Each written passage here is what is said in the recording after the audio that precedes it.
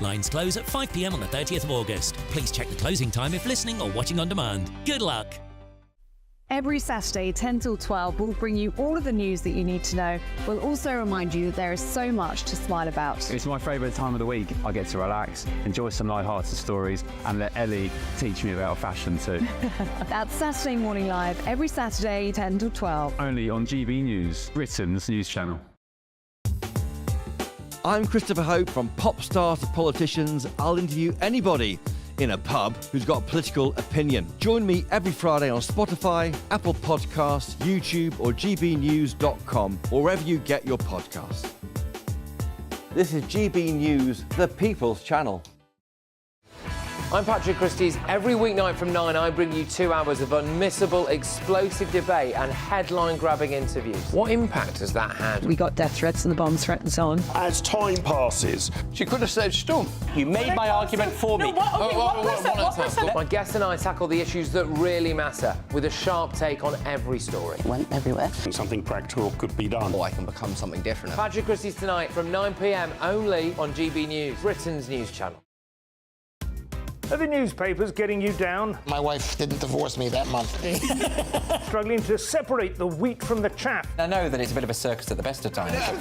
Well, don't worry, Headliners has got you covered. We'll take the burden of reading the day's news, and if we get depressed, who cares? It's an occupational hazard, frankly. That's Headliners on GB News from 11 p.m. till midnight, and the following morning, 5 till 6 a.m. on GB News, the comedy channel. Nah, just kidding. Britain's news channel. If you want your news to be straight talking... This is a nightmare for the Conservatives again. Down to earth. It's not just Nottingham where this is happening, is it? And most importantly, honest. Hard-working, middle-class taxpayers, they'll get the book thrown at them. Then catch me, Martin Daubney, Monday to Friday, 3 till 6 p.m. on GB News, Britain's news channel.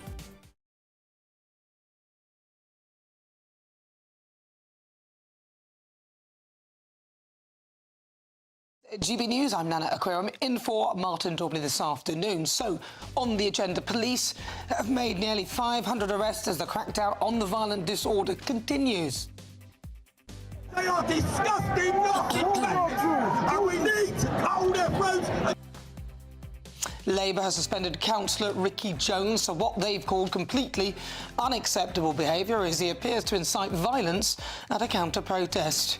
The Prime Minister will chair another Cobra meeting today. He's vowed to not let up in the response to the riots as police brace for 20 potential further gatherings tonight. And Tory leadership candidate Robert Jenrick has been accused of Islamophobia after saying people who shout Allahu Akbar should be arrested. And this is very unusual. King Charles asked the government for daily updates in demonstrations as tensions remain high. Is it time for him to speak publicly? All that and more between now and 6 o'clock.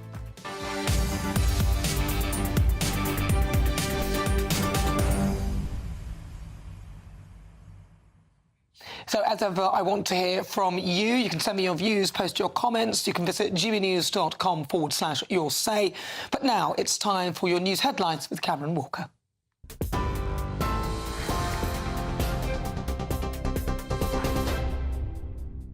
Thanks, Nana. Good afternoon. It's 1 minute past 3. I'm Cameron Walker here in the GB newsroom. Now, a second Greater Manchester police officer is under criminal investigation for assault after an incident at Manchester Airport last month that has been announced by the independent police watchdog. It comes after a video emerged of a man appearing to be kicked and punched by a police officer at the airport in July. 3 days later, the IOPC announced a police constable was under criminal investigation. The IOPC says it has since received a further referral of a complaint detailing several allegations from one of the people involved. The second police officer is also being investigated for potential gross misconduct for alleged breaches of police professional standards, including use of force. Police have ramped up efforts to pursue rioters as the total number of arrests rises to 483. 149 charges have been made, with that figure expected to rise significantly as investigations continue. The Prime Minister will chair another Cobra meeting later to reflect on last night and plan for the coming days, adding it's important we don't let up, despite less violent protest last night, where thousands of counter-protesters rallied in cities and towns across England. The largely peaceful crowd chanted, "Refugees are welcome here."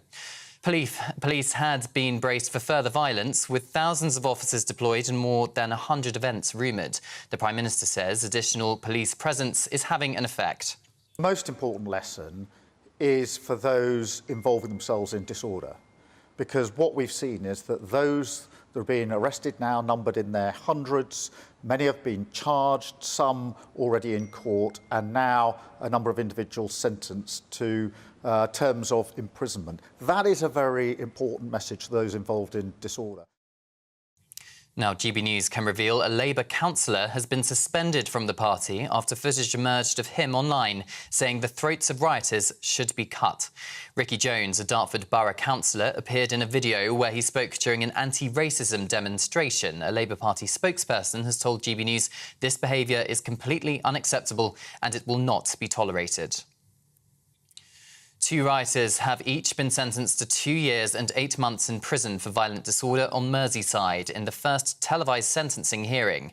43-year-old John O'Malley admitted violence disorder, while 69-year-old William Morgan admitted to the violence disorder and possessing an offensive weapon. More than 50 police officers were injured as protesters hurled bricks, lit fires and threw bottles a day after 3 little girls were killed in an attack at a Taylor Swift-themed dance class. This morning, Policing Minister Dame Diana Johnson told GB News she's optimistic following police responses yesterday. What we saw last night were the vast majority, the law-abiding people of this country, expressing a view that we live in a tolerant Britain. We are law-abiding people. We do not like to see this disorder, this violence, this criminality on our streets. So I think it's that. I think the public revulsion at what happened, the police being on our streets, providing that security and safety, and then the swift justice. So I think it's a combination of things that makes me cautiously optimistic about how this is now being dealt with. Meanwhile, it's another record high for reports of anti-Semitic incidents in the UK for the first half of this year, according to figures from a Jewish security charity. The Community Security Trust says it's registered almost 2,000 cases in the first half of this year, compared to 964 over the same period last year. The charity, which provides protection for British Jews against anti-Semitic attacks, says it's the highest total ever reported in the first 6 months of any year. And patients in England with an inherited blood disorder are to become the first in Europe to benefit from a gene therapy costing well over £1 million. The treatment uses molecular scissors to disable a faulty gene that causes delayed growth, bone and hormonal problems and affects quality and length of life. In trials, 90% of people were effectively cured by a single treatment. And a special set of stamps is being issued marking the history of the Tower of London. Royal Mail has partnered with historic royal palaces on images of the 10 stamps. The main set of 6 include the White Tower, Tower Green and the King's House. Royal Mail says the stamp celebrates the myth and legend, ceremony and tradition of one of the most famous buildings in the world. Well, those are your latest GB News headlines. For now, I'm Cameron Walker. More in half an hour. For the very latest GB News direct to your smartphone, sign up to News Alerts by scanning the QR code or go to gbnews.com/alerts.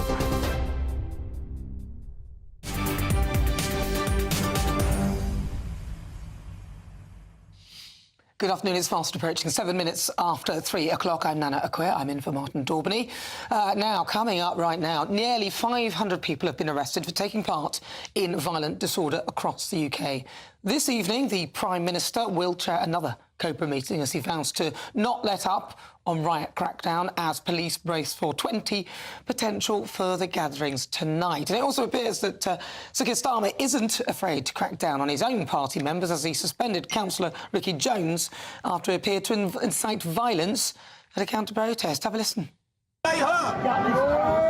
We've got children and women using those trains destroying the summer relatives. They are disgusting, nasty bastards, and we need to hold their throats and get rid of them all. I just want to say thank you all. I'm going to leave it now. And free, free, free, Palestine, free, free, Palestine, free, free, Palestine. Thank you. God bless you. you all. What's a nice touch? He ends with God bless you all, but his words, disgusting, nasty, Nazi, fascists, and we need to cut all their throats and get rid of them all. That's what I heard. But GBNews' national reporter Charlie Peters joins us now. Is that what he said? I mean, just to clarify, that's what I heard. Yes, Nana, that's right. He said he wanted to get rid of Nazi fascists and that we need to cut their throats. Now, right at the beginning of the clip, however, you hear him briefly mentioning how women and children were on those trains. The clip starts a little bit after what he was speaking about before. Now, I understand, based on some discussion I've seen about the clip and about that speech delivered last night in Walthamstow during those so-called counter-demos to right-wing protests, that he's referring to an incident in Kent. Now, Ricky Jones, he's a borough councillor for Dartford in Kent, and there were reports in that town at the end of last week about blades being hidden under right-wing stickers and nationalist stickers on trains. Now, Mr Jones is referring to the incident when he's talking about how women and children were being threatened by those stickers with blades hidden underneath them. The police and local authorities in Kent spoke out about it. But his reaction has sparked significant public concern, talking about the need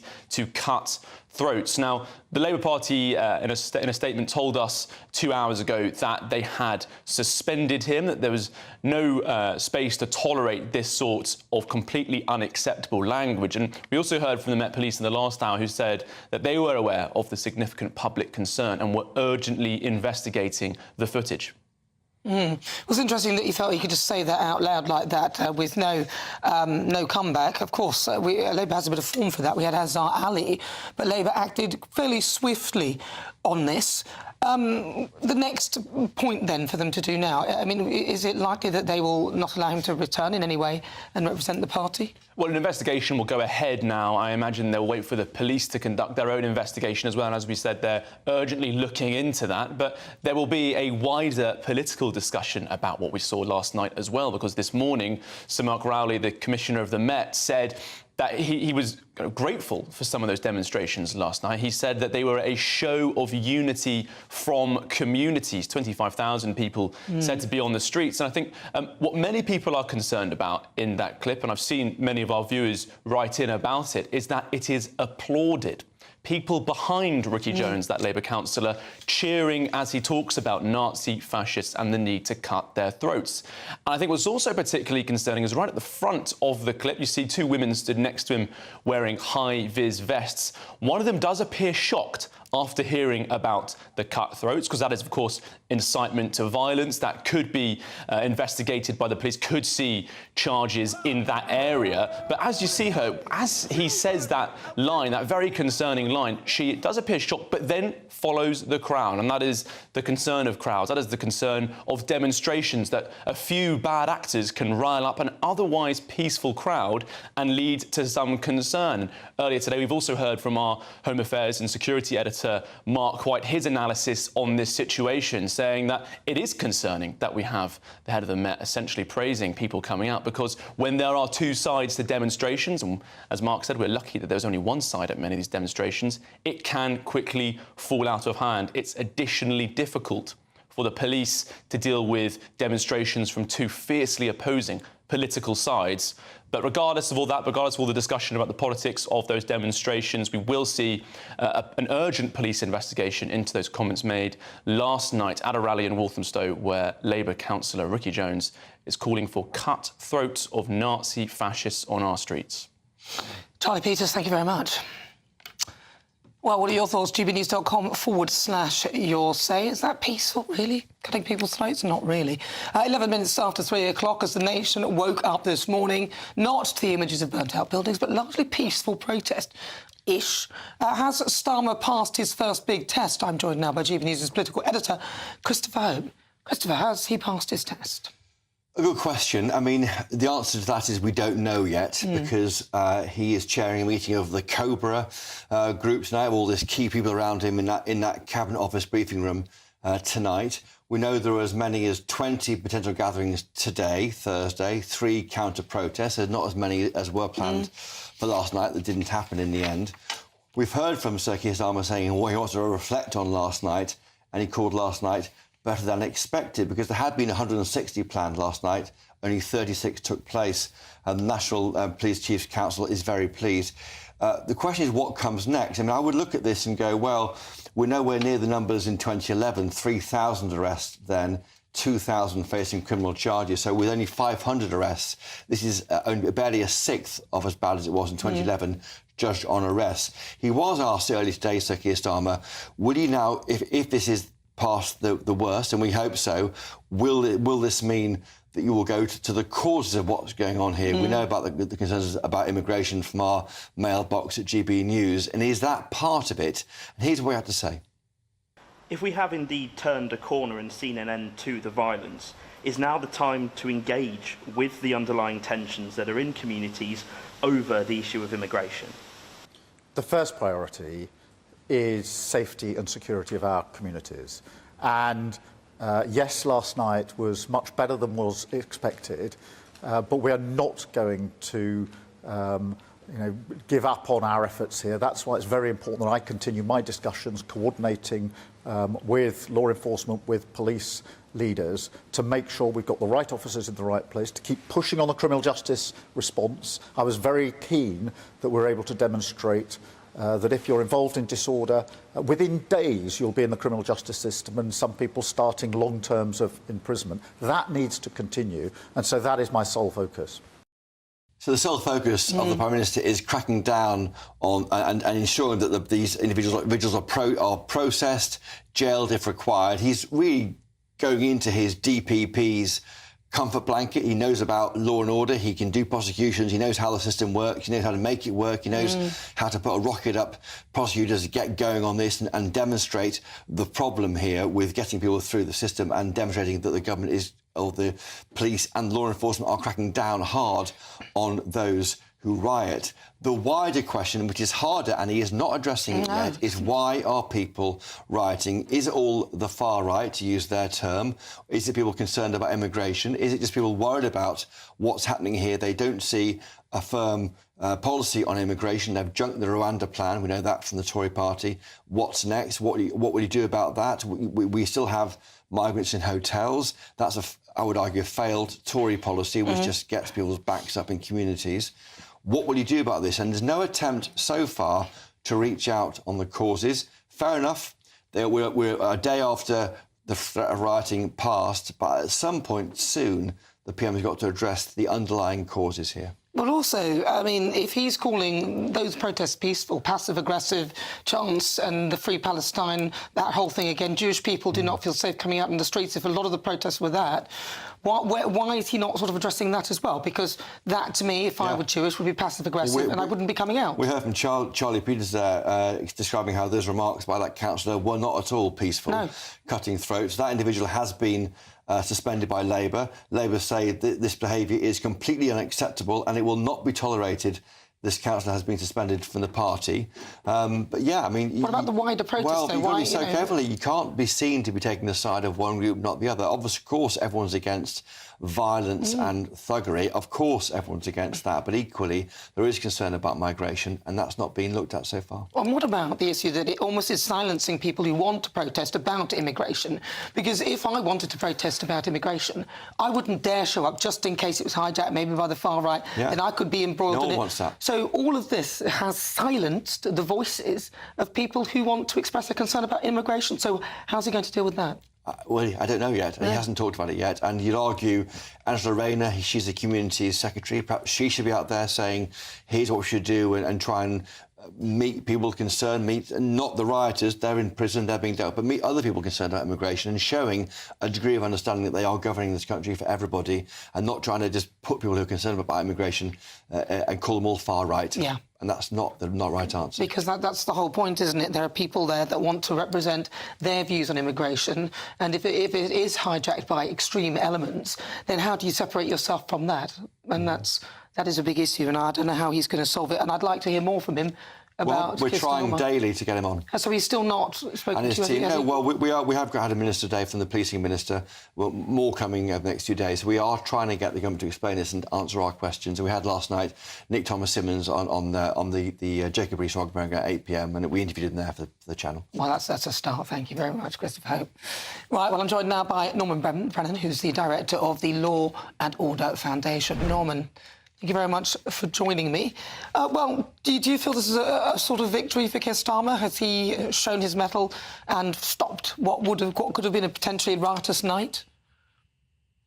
I wouldn't call it a victory. It appears that the police and the establishment took it hook, line and sinker yesterday from hoax information. Bots within social media stated there were going to be 100 separate demonstrations, and rightly the police put into action a very good plan, and that was to flood the streets with police officers. The 6,000 stand-in soldier officers that Keir Starmer talks about aren't new. They're actually being taken away from forces, divisions in the streets that are already being depleted. I think what's going to happen is that Keir Starmer's got to actually wake up and look at the elephant in the room that he seems to be missing, and that is undocumented, and it's also unmitigated mass migration.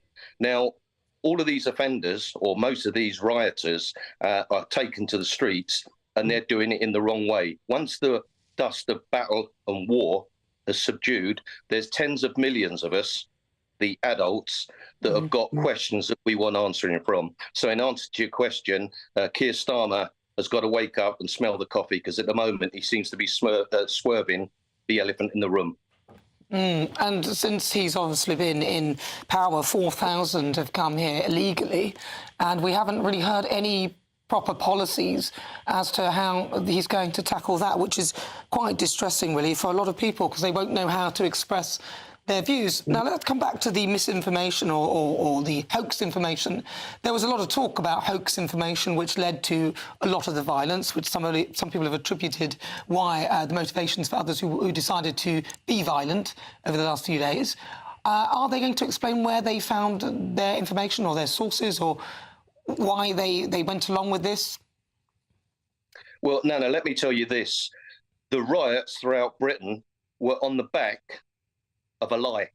I saw exactly what happened within the hour. It was posted to me. I'm quite high profile on social media, and I saw what was posted to me. It was a young lad, somebody, a bode or some sort of bot person on social media selected a name that was connected to a Muslim. He then knew that name is connected to those that may well have entered Britain illegally, and he also stated that he was under the watch of MI6. Well, in fact, it would have been MI5.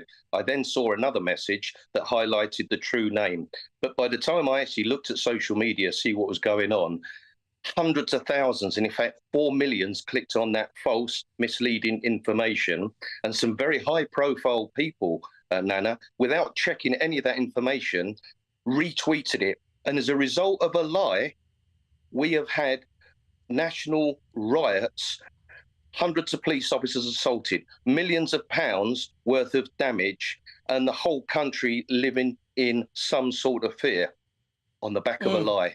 And we have got to be very careful. And the caveat to all of this, Nana, when we're talking about police in Britain, I'll tell you what we need to do. I've been in policing and law and order 45 years. The government, the government under Keir Starmer has said they want 13,000 more officers. Well, 2,000 of those officers must be selected into 8 lots of 250 officers, every single one public order trained.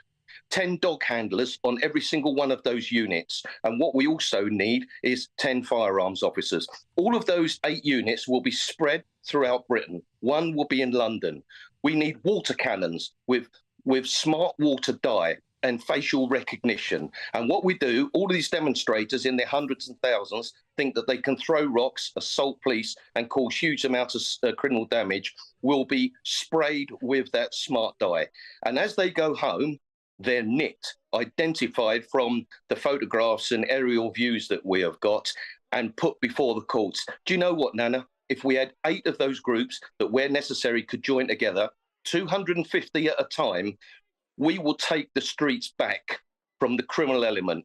But do you know what? Keir Starmer seems to be like that guy, the naked guy on the horse. He doesn't think that everybody sees him for who he is. And after 4 weeks, I've never known a new Prime Minister to have so much on his plate within 4 weeks. And when he was in opposition, Nana, he had all the answers, all the solutions. Well, he would argue that a lot of this has been, started well before he even took office. And, of course, the Tory party have been in power for, 14 years beforehand. So a lot of it could be put towards, put squarely at the feet of the Tory party. But, yes, you can't shift the blame when you're in office. You have to take the rough with the smooth, and that is how it goes. And also, to your comment with regard to police officers, I mean, who would want to be a police officer these days? Given a lot of the things that have happened and the lack of support it appears that many of them receive if they are embroiled in incidents. Who would want to do it?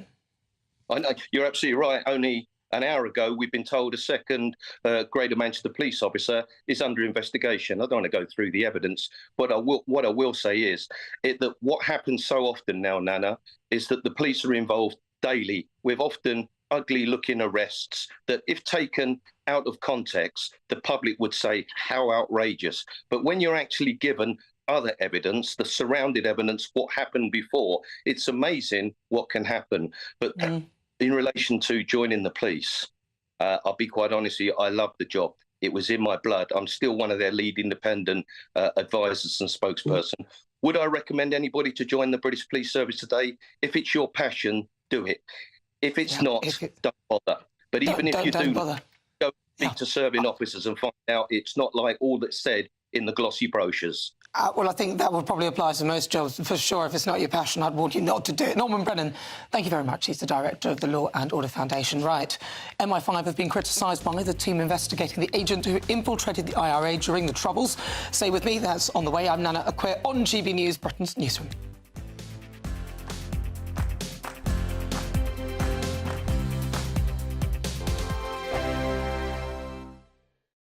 Join me, Neil Oliver, every Sunday night at 6 p.m. on GB News. And if an hour is not nearly enough for you, go to gbnews.com for special extended episodes online every Friday at 9 p.m, where we can truly get into the nitty-gritty of what's going on. GB News, Britain's news channel. Every Saturday, 10 till 12, we'll bring you all of the news that you need to know. We'll also remind you that there is so much to smile about. It's my favourite time of the week. I get to relax, enjoy some light-hearted stories, and let Ellie teach me about fashion too. That's Saturday Morning Live, every Saturday, 10 till 12. Only on GB News, Britain's news channel. Sunday with Michael Portillo from 11, only on GB News. Karen Stevenson was born in Stoke-on-Trent and read music at Trinity College, Cambridge. She's played cello with many of the world's great orchestras under the batons of some of the most renowned conductors, and she joins me now to discuss her career and the importance of music in education.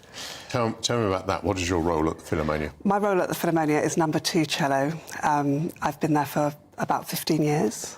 Sometimes I play number 1 cello as well, which is a great opportunity for me. Well, it's interesting you say that, because I often think what a very difficult life it is to be a professional musician. I make a living out of it. It is definitely possible. Yeah, we don't really like it when we get into a taxi and someone says, "What's your day job?" Because we work really hard. I was kind of making the opposite point. Not that you'd also have a day job. I think the perfection that is required for a professional musician is extraordinary. On the whole, we are intolerant of mistakes in classical music. Yes, we are. And I just wondered whether you don't become very frustrated with a world in which everything else is imperfect. You are only as good as your last concert, Michael. That's how it feels. It is a lot of pressure. Sometimes we will say, OK, a pint for every wrong note or something, but depending on the piece of music, that could be quite dangerous. How many hours a day do you have to practice? You have to practice much more when you're younger, I think, when you're learning. I think this is really important. And when you're at music college. I'm a busy, I'm travelling, I have a family. I can't practice as much as I used to, so you have to rely on your experience. What I really wanted to say is that there's been a lot of fear-mongering about classical music being in decline and it not being relevant, and I really wanted to say that I don't think that's the case. Our audiences have increased. They're the highest they've been in 10 years. The People's Channel. We're proud to be GB News, the People's Channel, and as you know, we always love to hear your views. Now, there's a new way of getting in touch with us at gbnews.com/your-say. By commenting, you can be part of a live conversation and join our GB News community. You can even talk to me, Bev Turner, or any of the members of the GB News family.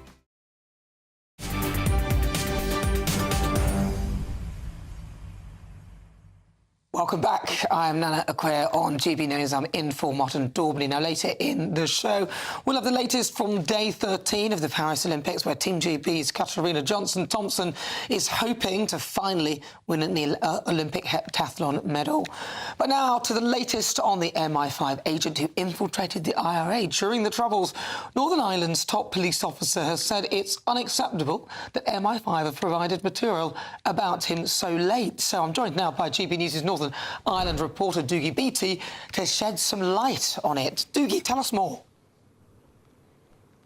Well, this is about Operation Kenova, formerly headed up by the now Chief Constable of Northern Ireland, John Boucher. And what it was looking at was where crimes weren't investigated during the Troubles by the Royal Ulster Constabulary. And Kenova then uncovered that there was a lot of agents being run inside the IRA and loyalist paramilitaries by MI5. Now, the Legacy Act that was brought into place was last year by the Tory government, and cases that didn't make the timescale in April last year would then not appear in court for prosecution, but will go over to the ICPR, which is a body that looks at historical inquiries and gives loved ones the details of exactly what went on. But this goes much deeper, because MI5 was running this agent called Steak Knife. He was the head of the nutting squad, the disciplinary side of the IRA, and it's said that many in and around that squad were also running as agents. So this information has now come to Ian Livingstone, Sir Ian Livingstone now heads up this inquiry, and he has met with Hilary Benn this week to know or find out why the MI5 information that was formerly withheld has appeared on the 19th of July, outside that timescale. Now, the Labour government have said that they are going to do away with the Legacy Act and allow prosecutions to go ahead. But the row is really, as that came forward inside that time, is it now admissible in court or not? And have MI5 went out of their way to try and hide exactly what they were doing? A few of the people I was on with Anne Diamond one morning, and I was talking about a young man whose father was an undercover policeman who was shot by the IRA, and it was covered up in order to protect the informer's identity. So all that is now going on in Northern Ireland. We'll see how it works out, but it doesn't look well for either the MI5 or those in Sinn Féin that were formerly in the IRA. Fascinating stuff, Dougie Beattie. Thank you very much. That is Dougie Beattie, a Northern Ireland reporter. Just coming up to 31 minutes after 3 o'clock. Let's get your latest news headlines with Cameron Walker.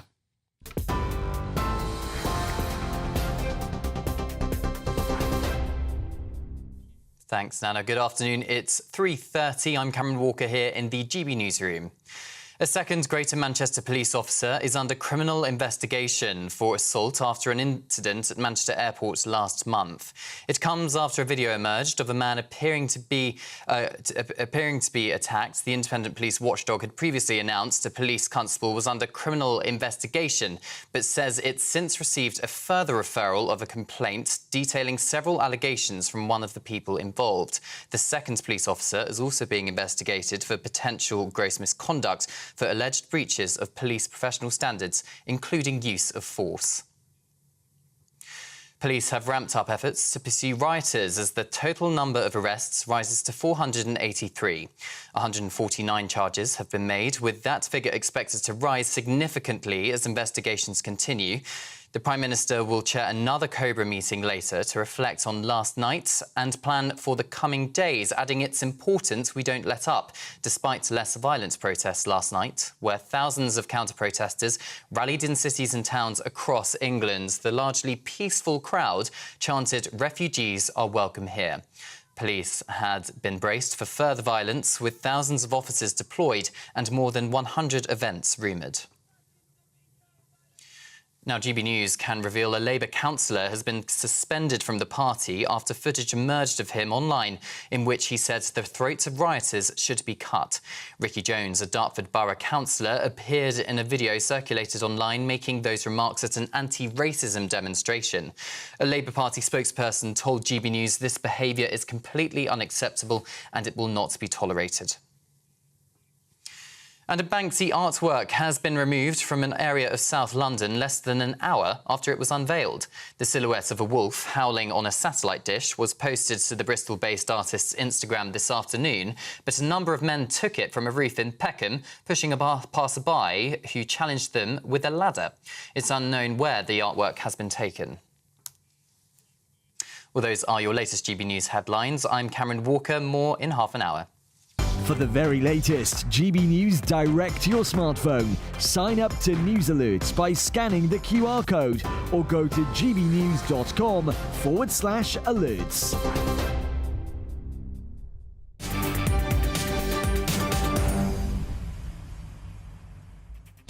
Thank you, Cameron. Good afternoon. If you just tuned in, welcome. 33 minutes after 3 o'clock. Now, as ever, I'd love to hear your thoughts, your comments. If you want to get in touch, go to gbnews.com/your say. I will read out the best of your messages a little later on in the show. I'm Nana Aqui. I'm in for Martin Daubney. This is GB News. We are Britain's news channel.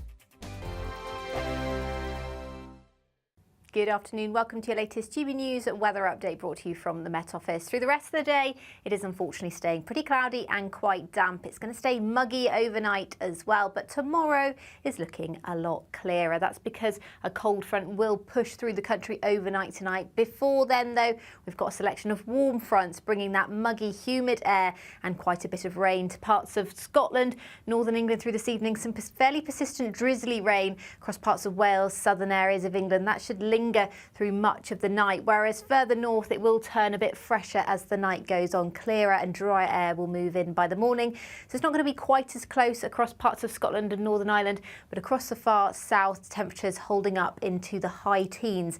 So quite a muggy start to the day across many southern areas of England. Some drizzly rain still as well, particularly across the southeast, lingering towards lunchtime. Temperatures here 19 degrees. In the west, though, parts of West Wales already a bit brighter by tomorrow morning. Northern Ireland and western Scotland seeing some sunshine, but also a risk of a few showers through tomorrow morning. And there is a bit of a westerly wind as well, so it will be a bit breezier if you are across the west coast through Friday. But in general, it's going to be a brighter, a sunnier day for much of the UK once that rain does clear away to the south and east. The risk of showers does continue from particularly northern areas of Scotland, but across Wales and much of England as well as Northern Ireland, it should stay dry and bright through much of the day. And in the sunshine, we'll feel quite warm temperatures around 23 to 25 degrees across central and eastern areas of England, in the high teens further north. Friday evening doesn't look too bad, plenty of sunshine to end the working week, but overnight cloud will build once again from the south and west, introducing more humid air for Saturday. We'll likely brighten up by the afternoon, but it's Sunday and Monday when the temperatures are set to rise to the high 20s and low 30s.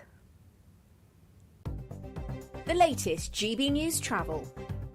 Good afternoon, I'm Jules Buckley. Issues where the M6 meets the M5 on the northbound side this afternoon, or on the northbound M6 at that interchange at Junction 8. There's a lane shut at the scene of a collision, causing queues back towards Spaghetti Junction. Also northbound M5, a lane closed on the exit slip to the northbound M6 there for the same reason. That's causing queues northbound on the M5 back to West Bromwich at Junction 1. Southbound M6 problems too.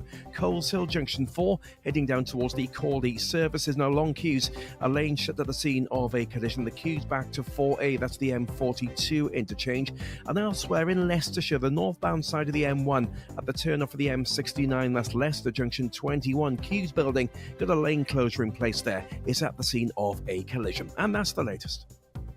You can stay up to date throughout the day by visiting our website, gbnews.com. Welcome to State of the Nation, daily plunge into the stories shaping our country. I'm Jacob Rees-Mogg, and Monday to Thursday we bring you the insights, the facts, the truth about how our country is being governed. Because what happens in Downing Street matters down your street. Tune in to State of the Nation every Monday to Thursday, 8 to 9 o'clock. Only on GB News, the People's Channel, Britain's news channel.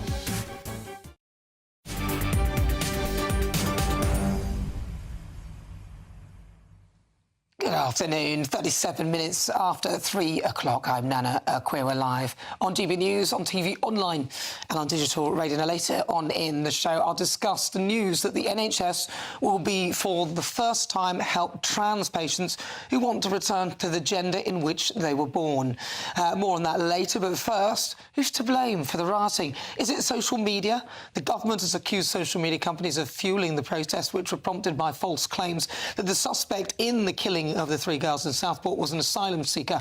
Ofcom have also said that these companies should act now. Well, joining me is writer and broadcaster Emma Webb. Emma Webb, are we going down a dicey path with enabling or allowing the government or Ofcom to start looking at some form of deeper regulation of social media companies? I think that the current online safety bill in its previous drafts was already too heavy-handed anyway. So I think in some ways this is a bit of a red herring. When it comes to the initial misinformation that was spread about the attacker being an asylum seeker, and I won't mention his name, don't want to get a knock at the door, but that could have very easily been dealt with by proper communication from the police themselves, and they were very slow to do that. We saw the same thing actually after David Amess, the MP who was murdered by an Islamist. There was this immediate deflection and distraction with online behaviour as if he'd been murdered by some kind of rogue computer rather than an Islamist knife man. So, you know, I think that actually what is really to blame here, and I'm quite hesitant to say so because of the comments made already by the CPS, by Mark Rowley and by West Midlands Police that effectively said that those who criticise the police for two-tier policing are inciting protesters against their officers.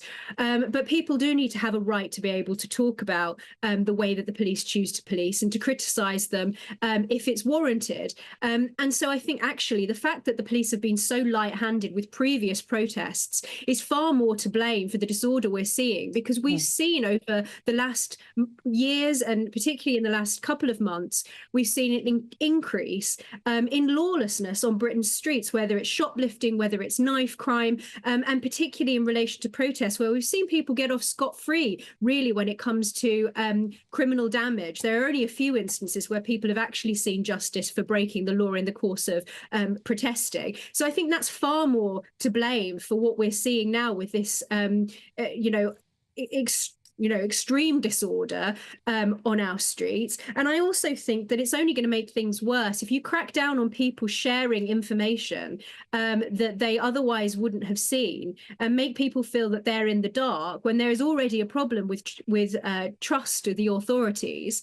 I think that that's only going to make the situation worse. So the comments from the Met and the CPS on this, I think, are extremely unhelpful, and talk about cracking down on social media, while of course things like incitement to violence that are already illegal under the law, sure, fine, but chilling freedom of expression when it comes to criticising policing tactics or when it comes to the sharing of information online, I think that that's extremely toxic. The other side of this, of course, is that those protests, the counter-protests, which were deemed as peaceful, in one of them in particular, where Ricky Jones, the Dartford Borough Councillor, was seen calling people some quite offensive names, they were chanting Free Palestine and all of that sort of thing. And again, if you were Jewish, you probably wouldn't want to be part of that. So there does seem, you know, that the counter-protest was not, it may have been peaceful as in, but it was passive-aggressively peaceful, because if you were Jewish, you wouldn't have gone on any of that. Well, quite, and they're talking about inciting racial hatred and coming down very heavily on this and talking about things being insulting or likely to stir up hatred. But they didn't seem to be particularly concerned when that was chants for genocide in the streets of London weekend after weekend.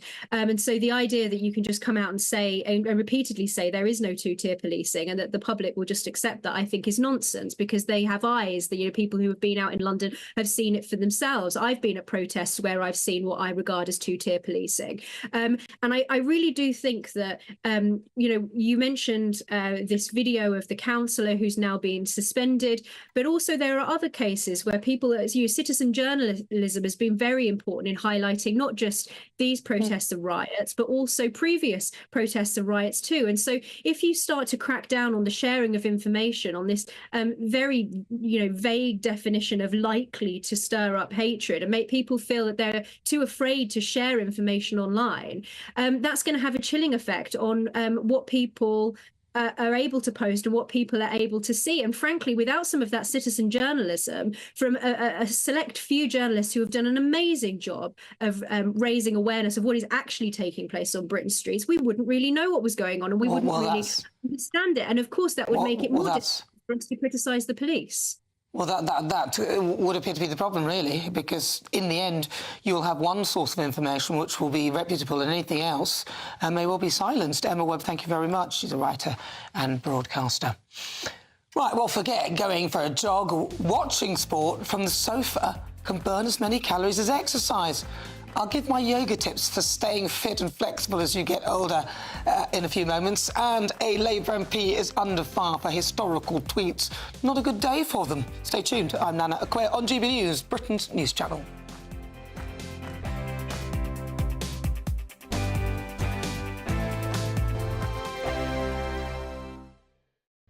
This is GB News, Britain's news channel.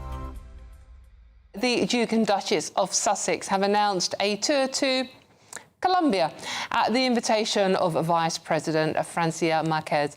Prince Harry and Meghan Markle are expected to highlight the threat posed to children by the internet. Why they have to go to Colombia to do that, I'm not entirely sure.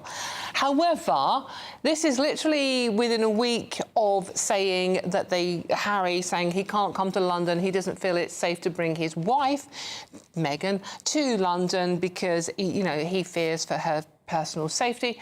And Colombia, to my reckoning, is one of those countries where the government advise you not to even go. In any case, joining me now is royal broadcaster and commentator Rafe Hedder-Mancu to explain what's going on here. Rafe, hello, lovely to see you. Hello, lovely as always. A bit of comic relief here. Yes, so you're quite right. Literally just days after Prince Harry declared that he couldn't bring his wife to Britain because of the potential risk of an acid attack or knife attack, they've now announced that they're going to go to Colombia, one of the world's 10 most dangerous countries. Right. A nation riven with political assassinations, with murder, with kidnappings and gun crime. I mean, the hypocrisy is mind-boggling. And it just comes a few months after they went on another trip to Nigeria, another world leader in murder and political kidnappings. Now, look, no one is saying that they're going to be putting themselves into harm's way. They're going there at the invitation of this radically left-wing government. And, of course, we've had successful royal tours of Colombia in the past. Just last year, Sophie, Duchess of Edinburgh, went to Colombia. 10 years ago, our current King and Queen also had a successful trip to Colombia. But that's rather the point. If members of the royal family are able to go to the world's most dangerous nations, the idea that they can't come to the UK because it's too dangerous is simply absurd. GB News, the People's Channel. Join me, Camilla Tominey, for a frank and honest discussion with those in power that cuts through the spin and gets to the heart of the issues shaping our nation. You haven't confirmed that you want to stand as leader, but you haven't ruled it out either. This report basically says that he's not fit to stand trial. Is he indecisive? Incompetent? I deliver the dose of reality Westminster needs. That's the Camilla Tominey Show at 9:30 every Sunday on GB News. The People's Channel, Britain's news channel. I'm Patrick Christie's. Every weeknight from 9, I bring you 2 hours of unmissable, explosive debate and headline-grabbing interviews. What impact has that had? We got death threats and the bomb threat and so on. As time passes, she could have said stump. You made my argument for me. My guest and I tackle the issues that really matter with a sharp take on every story. Went everywhere. Something practical could be done. Or I can become something different. Patrick Christie's tonight from 9 p.m. only on GB News, Britain's news channel.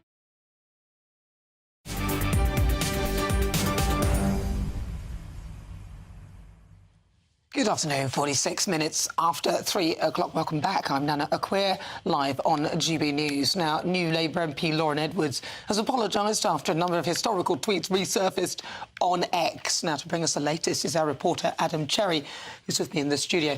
So, Adam, some historic tweets that weren't so nice. What can you say, kind of what she said? Well, I can't use the precise language because we're on daytime television. But what I can say is the worst of these, you might say, comes from July 2009. So Lauren Edwards, the newly elected Labour MP for Rochester and Stroud, she's only been in post for 1 month. Let's just get into it. She said, I want these so-and-so Estonian so-and-so's out of my flat. That was in July 2009. She described, she was rude towards a homeless person or said she would like to be violent towards a homeless person. This is in July 2011. Grisly stuff. Now, you might say, look, this is from over a decade ago, and I'll read her apology in a moment. But we've got the tweet on the screen, not all of it, You can see some of the... Again, we can't show the precise language, but you get the idea. Get the picture, yes. Grisly stuff. Now, she has already apologised for this. There's a series of these, as those on television are seeing now. I have recently been made aware of a small number of tweets that I posted on Twitter from over a decade ago, which I now deeply regret. They were a significant error of judgment on my part, and I apologise wholeheartedly. She's also a Labour councillor and has been since 2021. Since becoming a local councillor and more recently an MP, I have seen firsthand the importance of bringing communities together and working with tolerance and respect for all in our society. I pledge to use my platform to continue that important work. Now, the question is here, how did this get past vetting? So the National Executive Committee, the National Executive Committee, excuse me, if I can get my words out, there are questions there, and even a senior member of that committee, a chap called Mish Raman, saying, we missed these during our due diligence checks. We should have caught this out. Now, of course, again, this is a long time ago, but bear in mind, Keir Starmer has said repeatedly throughout his election campaign and prior to that, during his tenure as leader of the opposition, that he wants first-class candidates and will have a zero-tolerance approach, this is a direct quote, a zero-tolerance approach to anti-Semitism, racism or discrimination of any kind. Now, the question is this apology enough, or is she going to be in trouble with this? I think she may well be in trouble with that one. Adam Cherry, thank you very much. I mean, who does that? Like, in all my time, you will not find me tweeting things like that, ever. Not even 20 years ago. I don't even think X was there by then, or Twitter. But listen, lots of people getting in touch with your views. gbnews.com/your say. I will read some of those out. But now, scientists have found that watching sport from the sofa can burn as many calories as exercise. Now, they claim that the bodily reactions during a 90-minute football match on telly were equal to the effects of a 45-minute run. I don't think it's included how much beer you're consuming whilst you're doing that, though, so you can delete that. But joining us now to discuss is a Coronation Street legend and big football fan, Charlie Lawson. Charlie Lawson, hey. How are really? you, Nana? You're looking well, kid. Thank you. Back off me holidays. It was lovely. Yeah. I saw you on your holidays, and you weren't burning any calories at all, my girl. Well, that's what you think, Charlie. But let's see if you can burn some calories watching this. Roll the tape, Charlie. Watch this. Burn some calories. Oh, well, because that's me doing the downward-facing dog. Got my leg up in the air. I'm going backwards. Go on. Oh. Did it nice and slow? That is not a slow-mo. I am old, by the way. I used to be the queen of the backflip, 15 in a row with a double-back somersault at the end. See, Charlie? Did you burn any calories doing that? Yeah. This one. I started doing a warm-up, and then we go up. Doing a handstand, splits, and legs up together. Are you impressed? I am well impressed, darling. What are you doing later? So did you burn calories watching that? Talk to me about burning calories watching sport. Well, I couldn't possibly comment on that, my darling. Suffice to say, you can come to dinner anytime and teach me how to do the splits. But look, yes, I think this is complete nonsense. There's some silly little twerp sitting in an office who's coming up with this stuff. I mean, look, I know what it's like to have a lot of money on a horse and watch the racing, and I know you can be as tense and jump around the room and all this lot, but I think this is absolute nonsense. Apart from the fact, as you quite rightly say, a large glass of Burgundy in your right hand and being excited about the Goodwood races, it doesn't really doesn't really work. I do exercise. I have a large German Shepherd and I do several miles every day. My days of going to the gym are well and truly over. When you hit 60, vanity tends to disappear, I'm afraid. But I would take this as a pinch of salt, and I think people should all exercise. I think it's vital. Even if you're walking, and one positive thing to come out of this rubbish we all had to endure about the COVID crap was couched to 5K. Apologies for that language there. Oh, sorry, darling. Sorry, now. Charlie. And but people did get off their backsides and do couch to 5K. My Debbie did it, and all the rest of it. So, but I tend to think that this is just trying to change the front of the newspapers. Really, I mean, it's also bloody grim at the minute. Thank God for the Olympics, and hopefully the Olympics will encourage people to get out and do more sport as well. Yeah, but I don't believe sitting at home watching an Old Firm game, much as I get excited, is going to take any weight off me, especially because I go to the pub afterwards. Oh, you're watching it with the giant beer. Charlie Lawson, it's always a pleasure to talk to you. Thank you very much for joining me. So your thing is walking. What would you say? What do you think our hopes are for the Olympics so far? Has it been quite impressive? Have you watched much of it? Yes, I have. I've been watching it all, primarily, Nana, to take my mind off what's going on all over the nation. So yes, I've been watching a lot of it. I think the women's hockey game is extraordinary. I think it's improved so much. We've got the gymnastics, which was extraordinary. Simone Biles, what a girl! All of them were brilliant. And now we've got even stuff like the weightlifting to watch and all that sort of carry on. And we've got some big stuff to come. I'm loving every minute of it, and I hope you are too. Lovely. Thank you, Charlie Lawson. Lovely to talk to you. Really good to see you. That is the brilliant, legendary Charlie Lawson. Right. Police have made 483 arrests in relation to the violent disorder following the Southport killings. And more yobs have been jailed today again. So stay with us for all of that. Keep your comments coming. gbnews.com/you'll say. Don't forget as well, you can download the GB News app. It's completely free, or stream the show live on YouTube. Stay tuned, so much more. I'm Nana Acquare on GB News, Britain's newsroom. Now it's time, though, to get an update with your weather with Annie Shuttleworth.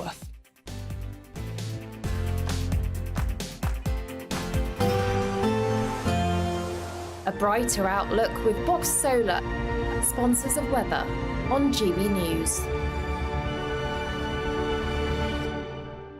Good afternoon. Welcome to your latest GB News weather update, brought to you from the Met Office. Through the rest of the day, it is unfortunately staying pretty cloudy and quite damp. It's going to stay muggy overnight as well, but tomorrow is looking a lot clearer. That's because a cold front will push through the country overnight tonight. Before then, though, we've got a selection of warm fronts bringing that muggy, humid air and quite a bit of rain to parts of Scotland, northern England through this evening. Some fairly persistent drizzly rain across parts of Wales, southern areas of England. That should linger through much of the night, whereas further north it will turn a bit fresher as the night goes on. Clearer and drier air will move in by the morning, so it's not going to be quite as close across parts of Scotland and Northern Ireland, but across the far south, temperatures holding up into the high teens.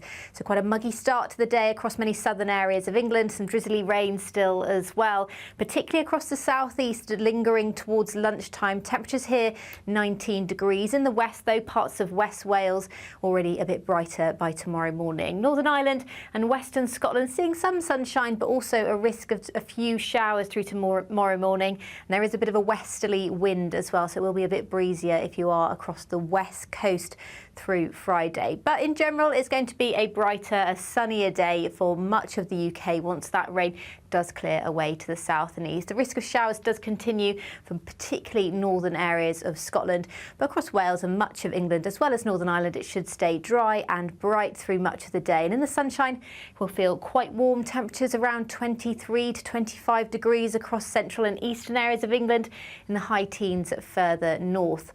Friday evening doesn't look too bad. Plenty of sunshine to end the working week, but overnight cloud will build once again from the south and west, introducing more humid air for Saturday. Will likely brighten up by the afternoon, but it's Sunday and Monday when the temperatures are set to rise to the high 20s and low 30s.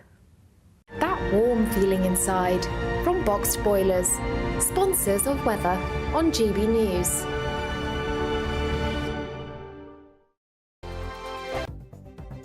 latest GB News travel.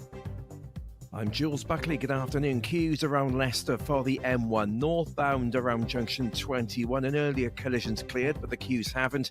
Southbound queuing a lane shift for a breakdown before junction 21A. Southbound M6 for Coleshill to the Corley services. Long queues back to 4A at the scene of an earlier collision. Queues northbound where the M6 meets the M5. A lane shut at the M5 interchange on the northbound M6 junction 8. A queuing back to Spaghetti Junction. That's at the scene of a collision. Long queues then on the northbound M5 back towards West Bromwich at junction 1.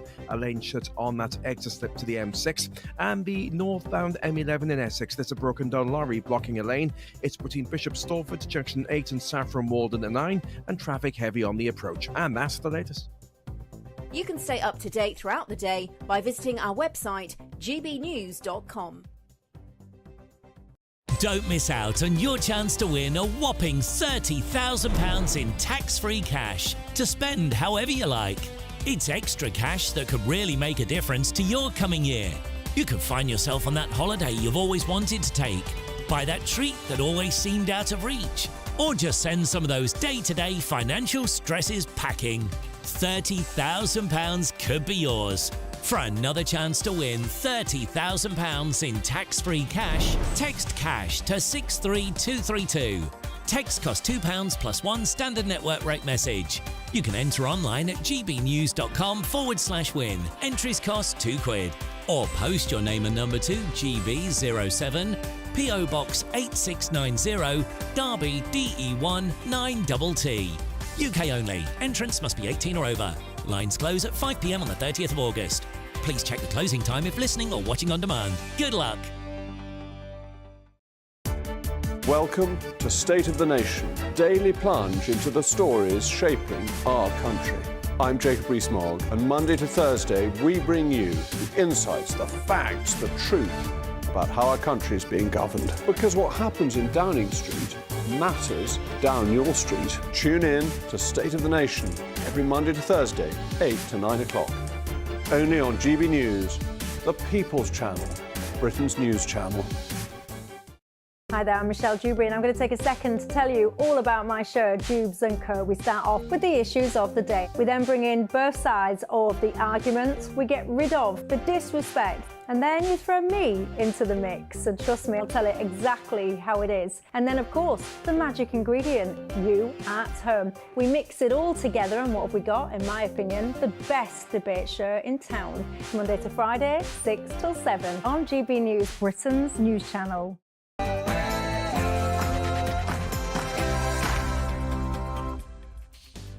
Good afternoon. It is just coming up to 4 o'clock. I'm Nana Akwe. I'm standing in for Martin Daubney.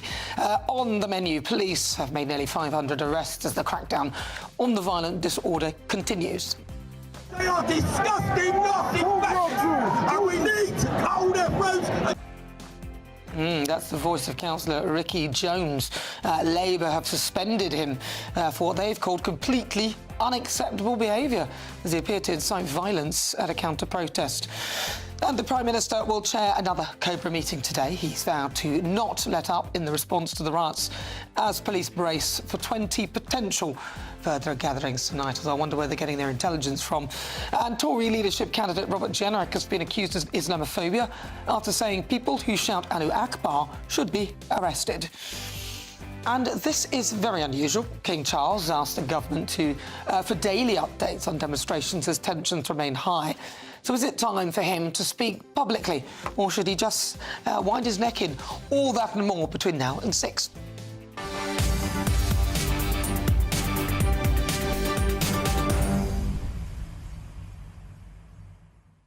Well, I want to hear your thoughts as ever. Post your comments at gbnews.com/your say. But now it's time to get your latest news headlines with Cameron Walker.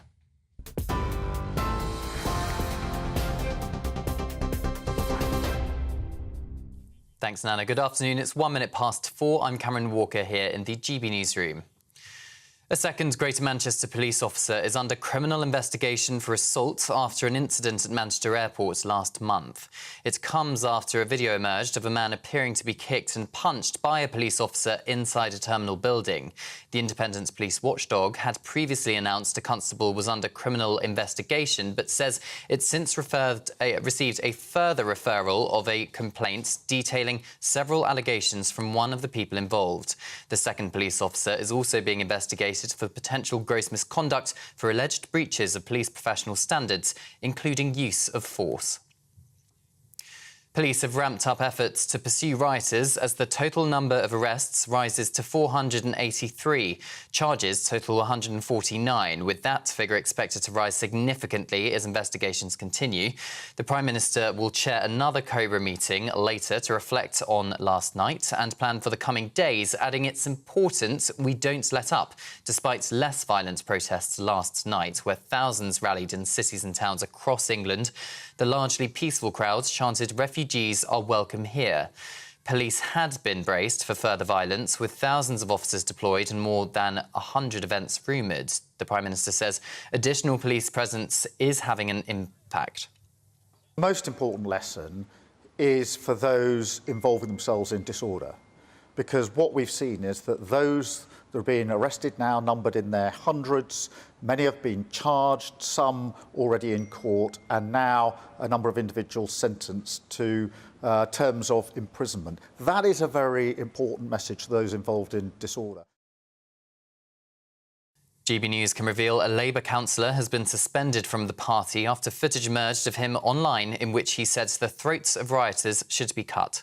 Ricky Jones, a Dartford Borough councillor, appeared in a video circulating online making those remarks at an anti-racism demonstration.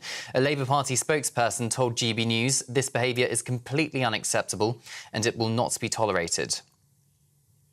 And 2 rioters have each been sentenced to 2 years and 8 months in prison for violence disorder on Merseyside.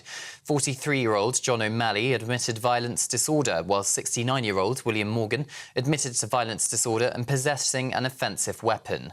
More than 50 police officers were injured as protesters hurled bricks, lit fires and threw bottles a day after 3 little girls were killed in an attack at a Taylor Swift-themed dance class. Meanwhile, it's another record high for reports of anti-Semitic incidents in the UK for the first half of this year. That's according to figures from a Jewish security charity. The Community Security Trust says it's registered almost 2,000 cases in the first half of the year, compared to 964 over the same period last year. The charity, which provides protection for British Jews against anti-Semitic attacks, says it's the highest total ever reported in the first 6 months of any year. A Labour MP has apologised and said she deeply regrets a series of tweets she made more than 10 years ago after the post resurfaced on social media. In a statement on X, formerly known as Twitter, Lauren Edwards said she had made a significant error of judgment. The recently elected MP for Rochester and Strood made remarks about Estonians, a halal restaurant and parliamentary cleaners in now deleted posts dating between 2009 and 2011. A Banksy artwork has been removed from an area in South London less than an hour after it was unveiled. The silhouette of a wolf howling on a satellite dish was posted to the Bristol-based artist's Instagram this afternoon, but a number of men took it from a roof in Peckham, pushing a passerby who challenged them with a ladder. It's unknown where the artwork has been, and we will bring you those pictures as soon as we have them. And patients in England with an inherited blood disorder are to become the first in Europe to benefit from a gene therapy costing well over £1 million. The treatment uses molecular scissors to disable a faulty gene that causes delayed growth, bone and hormonal problems, and affects quality and length of life. In trials, 90% of people were effectively cured by a single treatment. A special set of stamps is being issued marking the history of the Tower of London. Royal Mail has partnered with historic royal palaces on images of the 10 stamps. The main set of 6 includes the White Tower, Tower Green and the King's House. Royal Mail says the stamp celebrates the myth and legends, ceremony and tradition of one of the most famous buildings in the world. Well, those are your latest GB News headlines for now. I'm Cameron Walker. More in half an hour. For the very latest GB News direct to your smartphone, sign up to News Alerts by scanning the QR code or go to gbnews.com/alerts.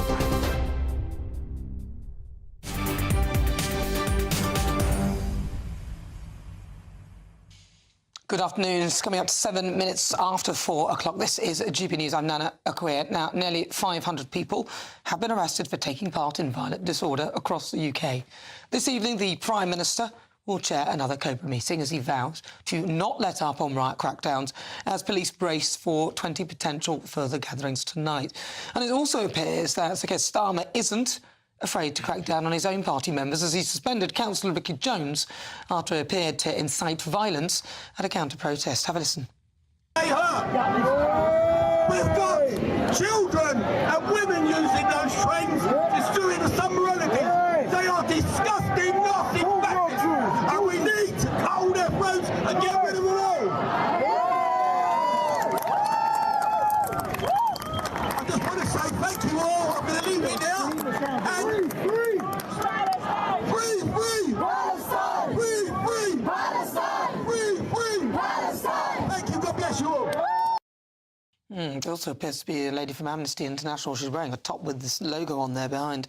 But if you did hear what he said, and this is what I heard, disgusting Nazi fascists, and we need to cut all their throats and get rid of them all. But he does end it with, thank you, God bless you all.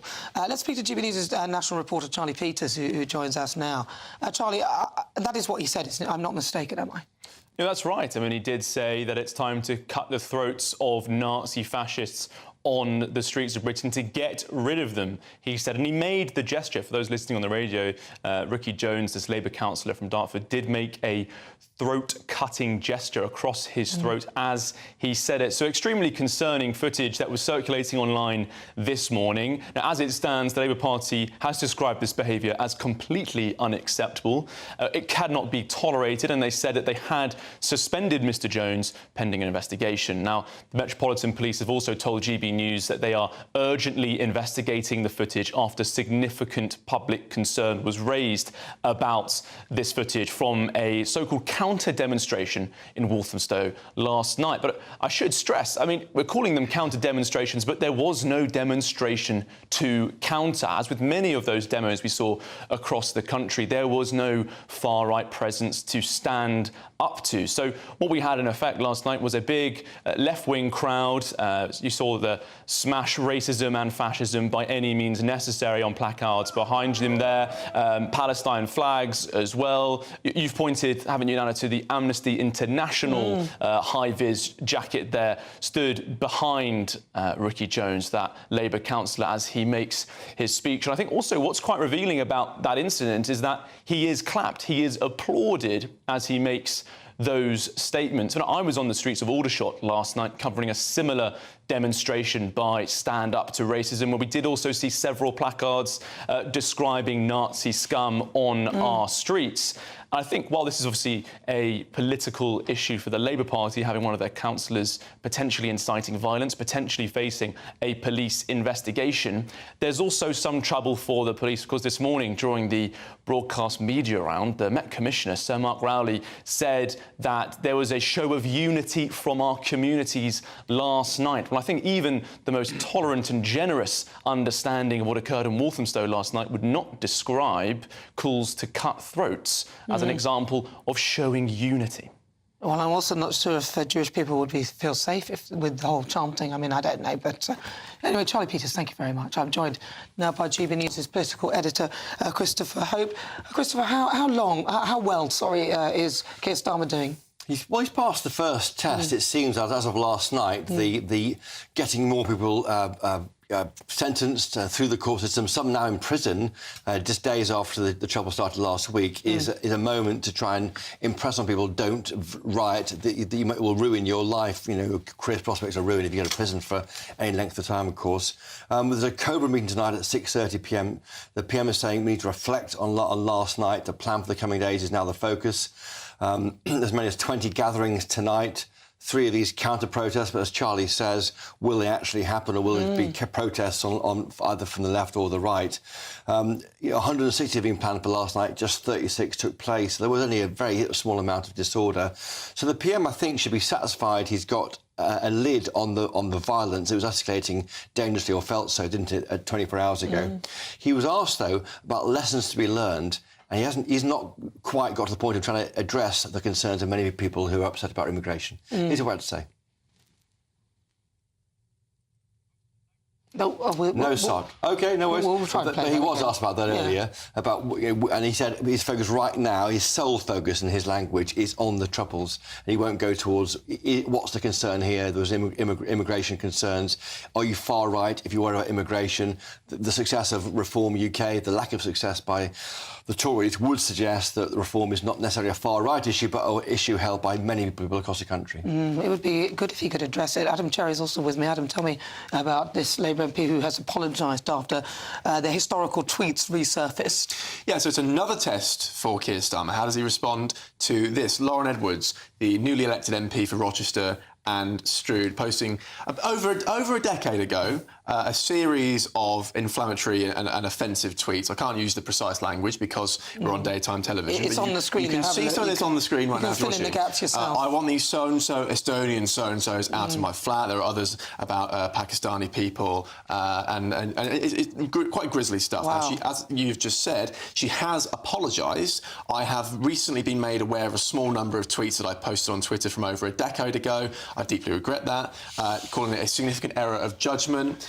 and saying that since she's become a local councillor, she's also a councillor, by the way, I have seen firsthand the importance of bringing communities together. Now, the question is, given that the Labour National Executive Committee is supposed to vet these candidates and guarantee, in Sir Keir Starmer's words, that they are first-class candidates, how did this slip through the net? And what is going to happen now, given how ruthless Starmer is in suspending the whip to other MPs? Well, you say that, but Wes Streeting, before he became an MP, talked about Jeanne Moir and about her being killed under a train.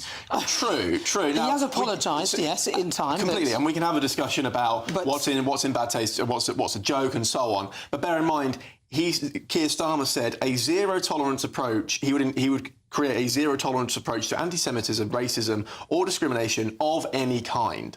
Now, that's a real test of that. That's a real benchmark. Labour are not commenting at the moment, but given the scale of this, I think it's a real problem for them.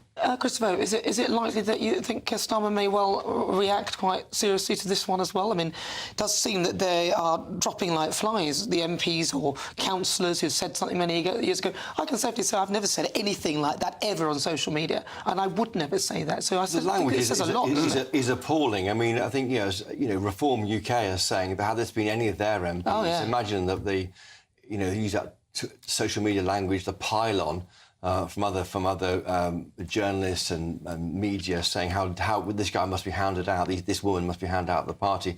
We get to hear Adam says that from the Labour Party, but the remarks are appalling. They were made in 2009, but she was an adult then. They haven't been dealt with, and they are, to say the lack of judgment, they go way beyond that. I mean, it's dreadful. Well, thank you very much, Christopher Hope, and also Adam Cherry. Right, well, the man who could be the next Tory leader, Robert Jenrick, is defending himself after receiving criticism for saying that police should arrest protesters who shout Allahu Akbar. Have a listen.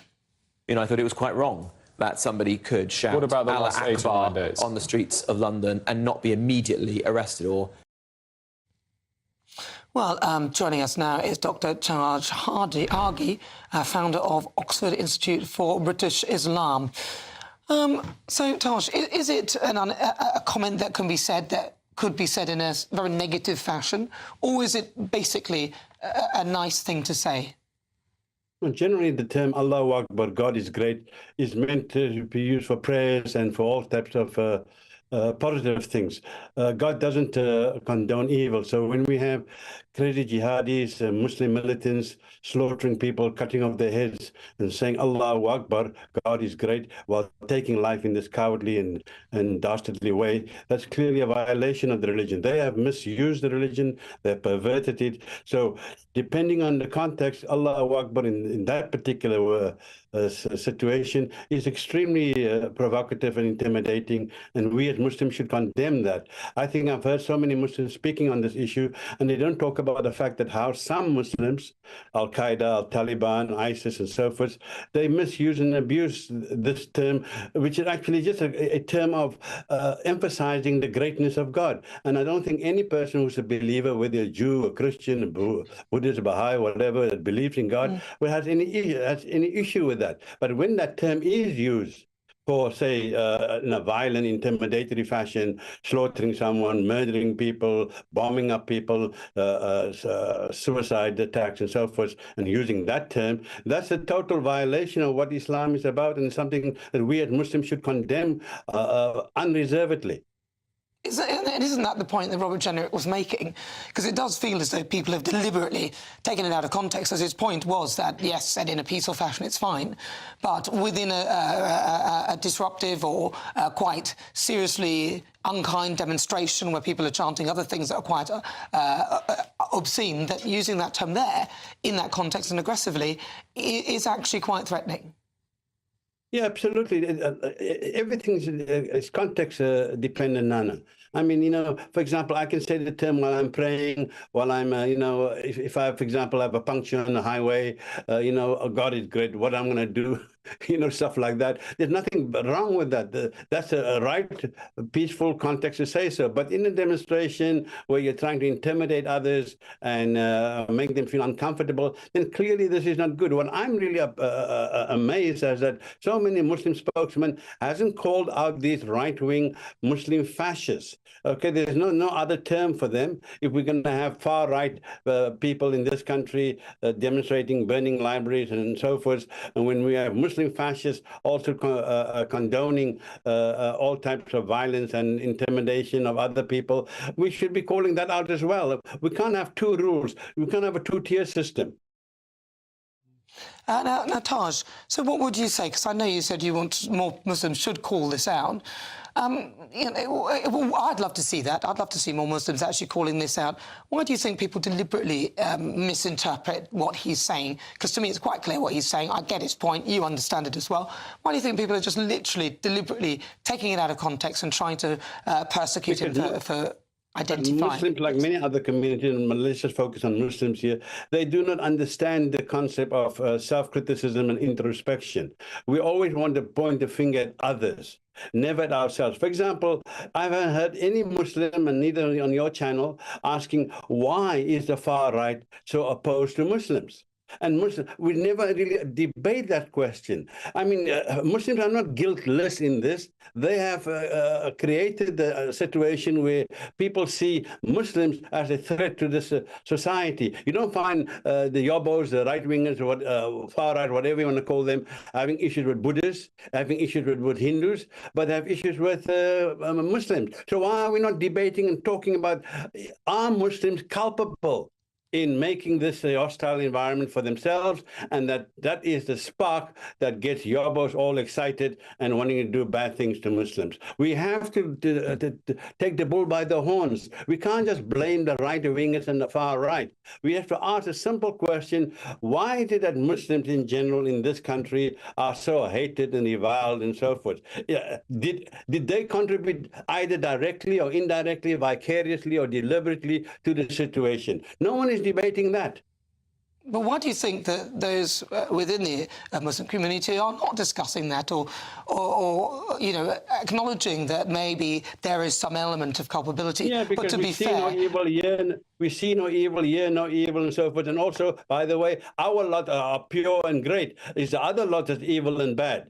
I mean, so we need to get beyond that, you know, and say, listen, yes, you get bad Muslims, you get good Muslims, you get good far-right people, and you get bad far-right people. And we need to be consistent in condemning bad wickedness from both sides. Yeah, extremists on each side, neither are good. Dr. Taj Harjee, thank you very much. He's the founder of the Oxford Institute for British Islam. Right, well, GB News' national reporter has got some breaking news, as GB News' national reporter Charlie Peters has an update for us on the councillor who had been suspended by Labour following comments made at a protest last night. Charlie, give us the latest. Yeah, well, earlier today, the Metropolitan Police, they were urgently investigating the footage, and they've now said in a statement in the last few moments that a man in his 50s was arrested at an address in south-east London. He's currently in police custody and has been arrested on suspicion of encouraging murder and for a separate public order offence. And in sharing that statement, they've shared a post on X, which is the original footage that we brought to you earlier today of that Labour councillor, Ricky Jones, making a throat-slitting gesture as he called for Nazi fascists to have their throats cut on the streets in Britain. Highly charged and very controversial footage. Now, earlier today, the Labour Party said they had suspended councillor Ricky Jones pending an investigation, but the Metropolitan Police now giving us that update that a man has been arrested on suspicion of encouraging murder and a public order offence, is currently in custody in a police station in South London. Well, listen, Charlie, we'll bring you more on, or you bring us more on that. We've got loads more on that too as well. Thank you very much, Charlie. Rowley, he's there giving us an update on that breaking news story that Councillor Ricky Jones has been arrested. Yeah, well. OK, stay tuned. We'll keep you updated. I'll go and bring you all the news. This is GB News, Britain's news channel.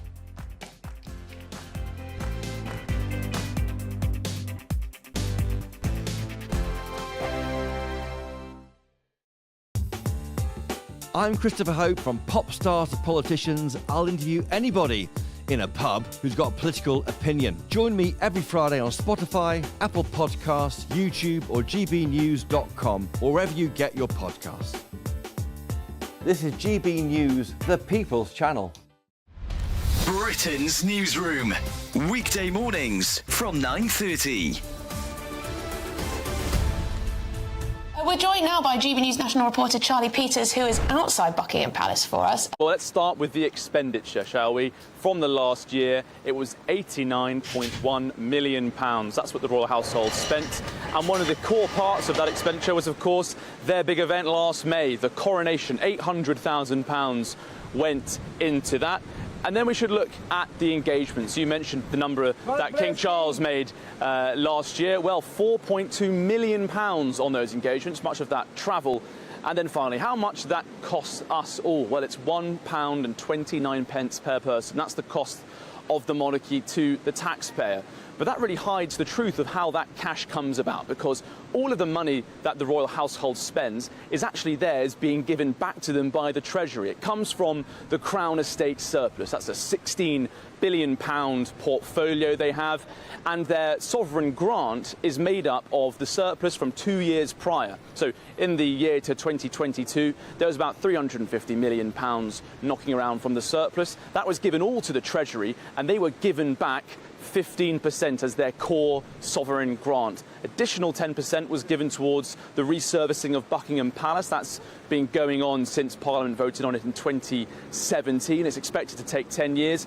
But all in all, that's been about £86.3 million. And as you heard, the expenditure was £89 million. So how do they mix that gap? How do they close that gap in and cost out? Well, they make their own money as well from additional sources of income. And that was the gates, the receipt to Windsor Castle and their many palaces across the country, where people have paid about £10 million to visit in the last year. GB News, the People's Channel.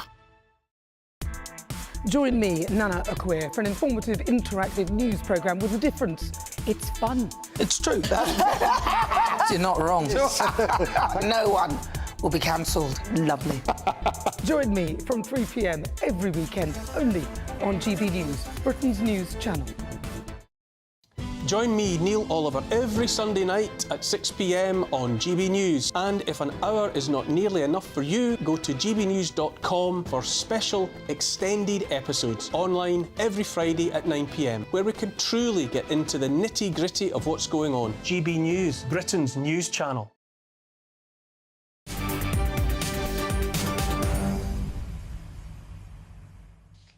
Good afternoon. If you just tuned in, where have you been? It's coming up to 26 minutes after 4 o'clock. I'm Nana Aquia. I'm in for Martin Daubney. Now, later in the show, we'll have the latest from the day 13 of the Paris Olympics, but a big story. The NHS is to launch its first ever service for transgender patients wanting to return to the gender of their birth. Now, the move is to help people detransition, which was announced as part of the CAS review, and common sense, finally. Well, joining me now is the Director of Campaigns at Sex Matters, Fiona McInerney. Fiona, thank you very much for joining me. So, finally, a service for people who want to detransition. It's been a long time, really, long time coming. Yes, well, the people campaigning around the transgender issue have always insisted there are no detransitioners. They've always said people know what they are, they make their decision, they never change their minds. But we've known that's not true. There haven't been very good studies of it, but when people have tried to investigate, a number of things have happened. One person who tried to do an academic study on it was refused permission by his university to do it. They were worried about bringing the university into disrepute. So the actual data has not been out there. Other people have found that detransitioners, people who changed their mind, didn't go back to the clinic that had transitioned them. Or if they did go back, the clinic said, we can do nothing for you.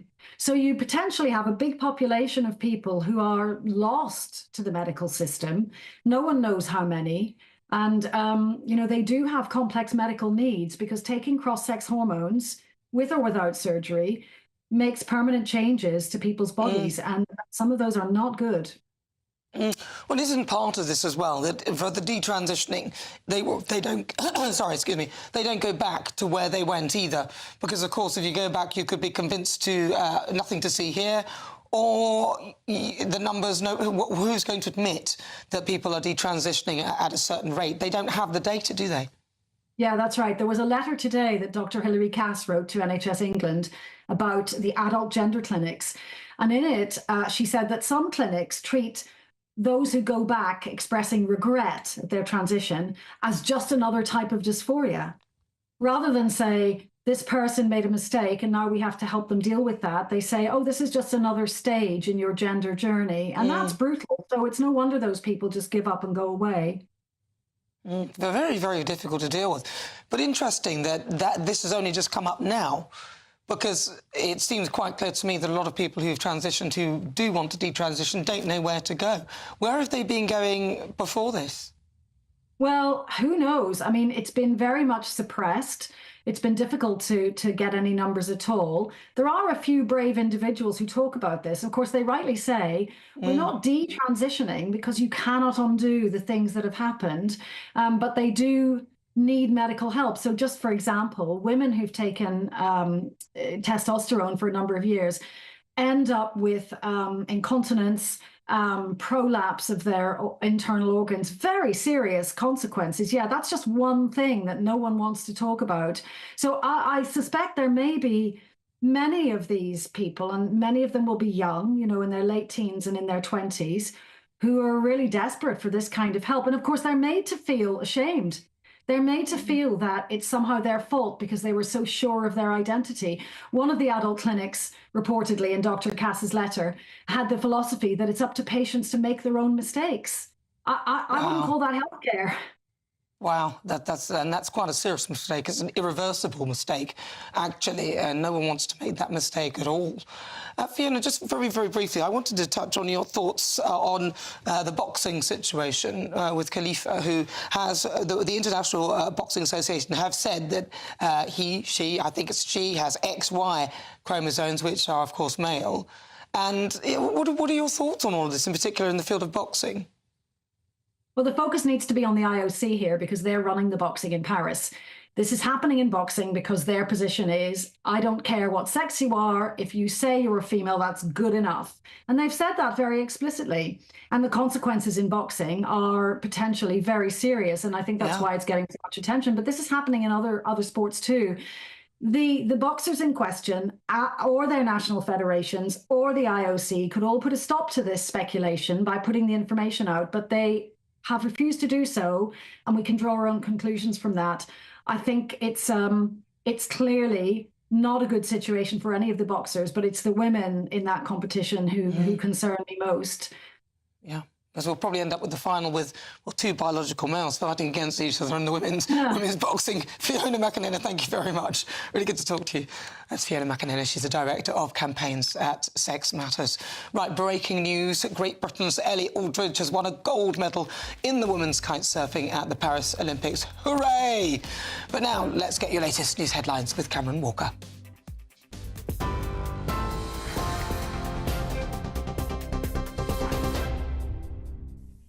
Good afternoon. It's 4:31. I'm Cameron Walker here in the GB newsroom.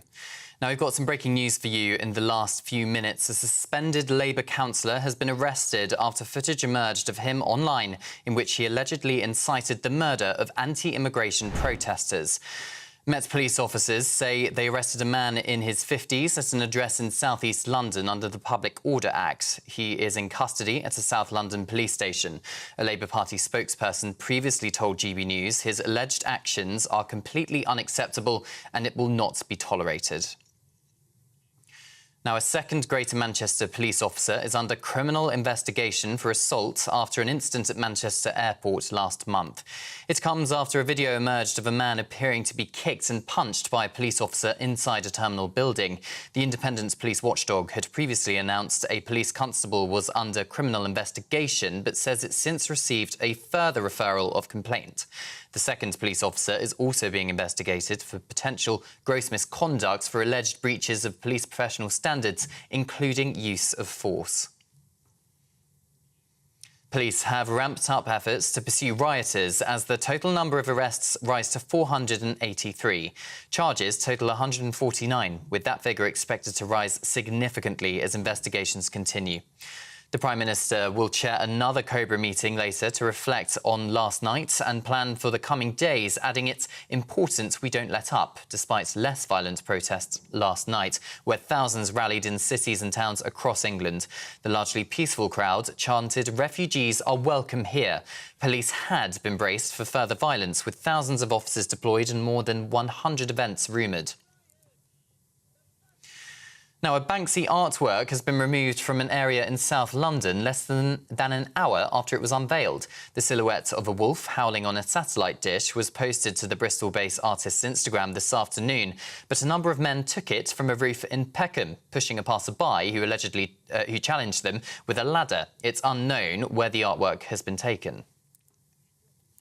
And a Labour MP has apologised and said she deeply regrets a series of tweets she made more than 10 years ago after the post resurfaced on her social media. In a statement on X, formerly Twitter, Lauren Edwards said she had made a significant error of judgment. The recent elected MP for Rochester and Strood made remarks about Estonians, a halal restaurant and parliamentary cleaners in the now-deleted post dating between 2009 and 2011.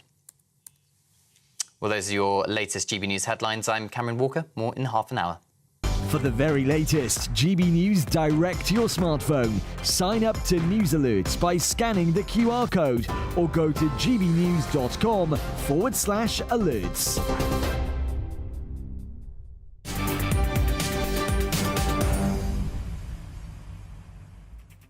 Thank you, Cameron. Right, well, if you want to get in touch, simply go to gbnews.com/your say. I will read the best of those messages in a very short while. I'm Nana Akwe on GB News. This is Britain's News Channel.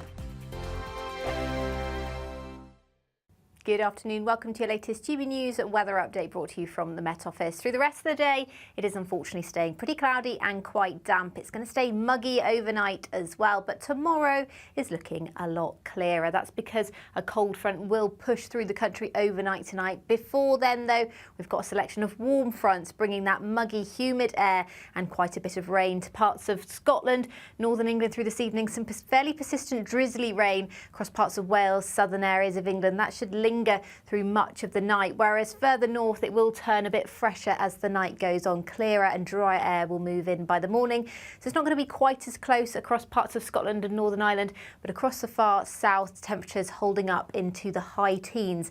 So quite a muggy start to the day across many southern areas of England. Some drizzly rain still as well, particularly across the southeast, lingering towards lunchtime. Temperatures here 19 degrees. In the west, though, parts of West Wales already a bit brighter by tomorrow tomorrow morning. Northern Ireland and western Scotland seeing some sunshine, but also a risk of a few showers through tomorrow morning. And there is a bit of a westerly wind as well, so it will be a bit breezier if you are across the west coast through Friday. But in general, it's going to be a brighter, a sunnier day for much of the UK once that rain does clear away to the south and east. The risk of showers does continue from particularly northern areas of Scotland, but across Wales and much of England, as well as Northern Ireland, it should stay dry and bright through much of the day. And in the sunshine, we'll feel quite warm temperatures around 23 to 25 degrees across central and eastern areas of England, in the high teens further north.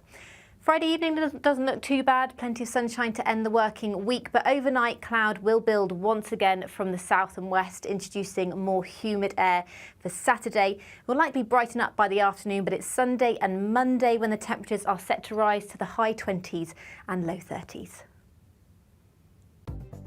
The latest GB News travel.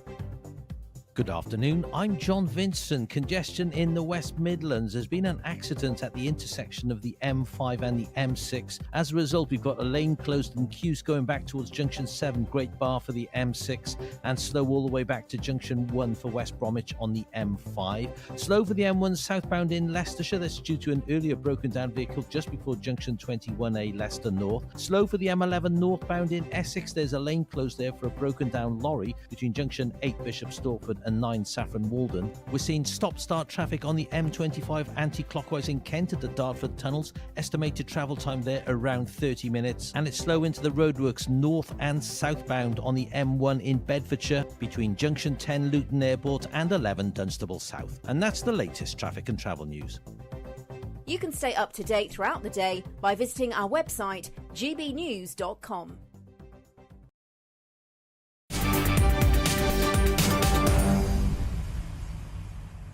Minutes after 4 o'clock. Welcome back. I'm Nana Aguirre. On GB News, I'm in for Martin Daubney. Now, later in the show, I'll talk to a terrorism expert after 2 teenagers were arrested in Vienna as they are suspected of planning a terror attack at the Taylor Swift concert this weekend. But first, in the last few minutes, Health Secretary Wes Streeting has been speaking on Labour's plans for the NHS, and he was asked about GP's recent decision to take industrial action, and here's what he had to say.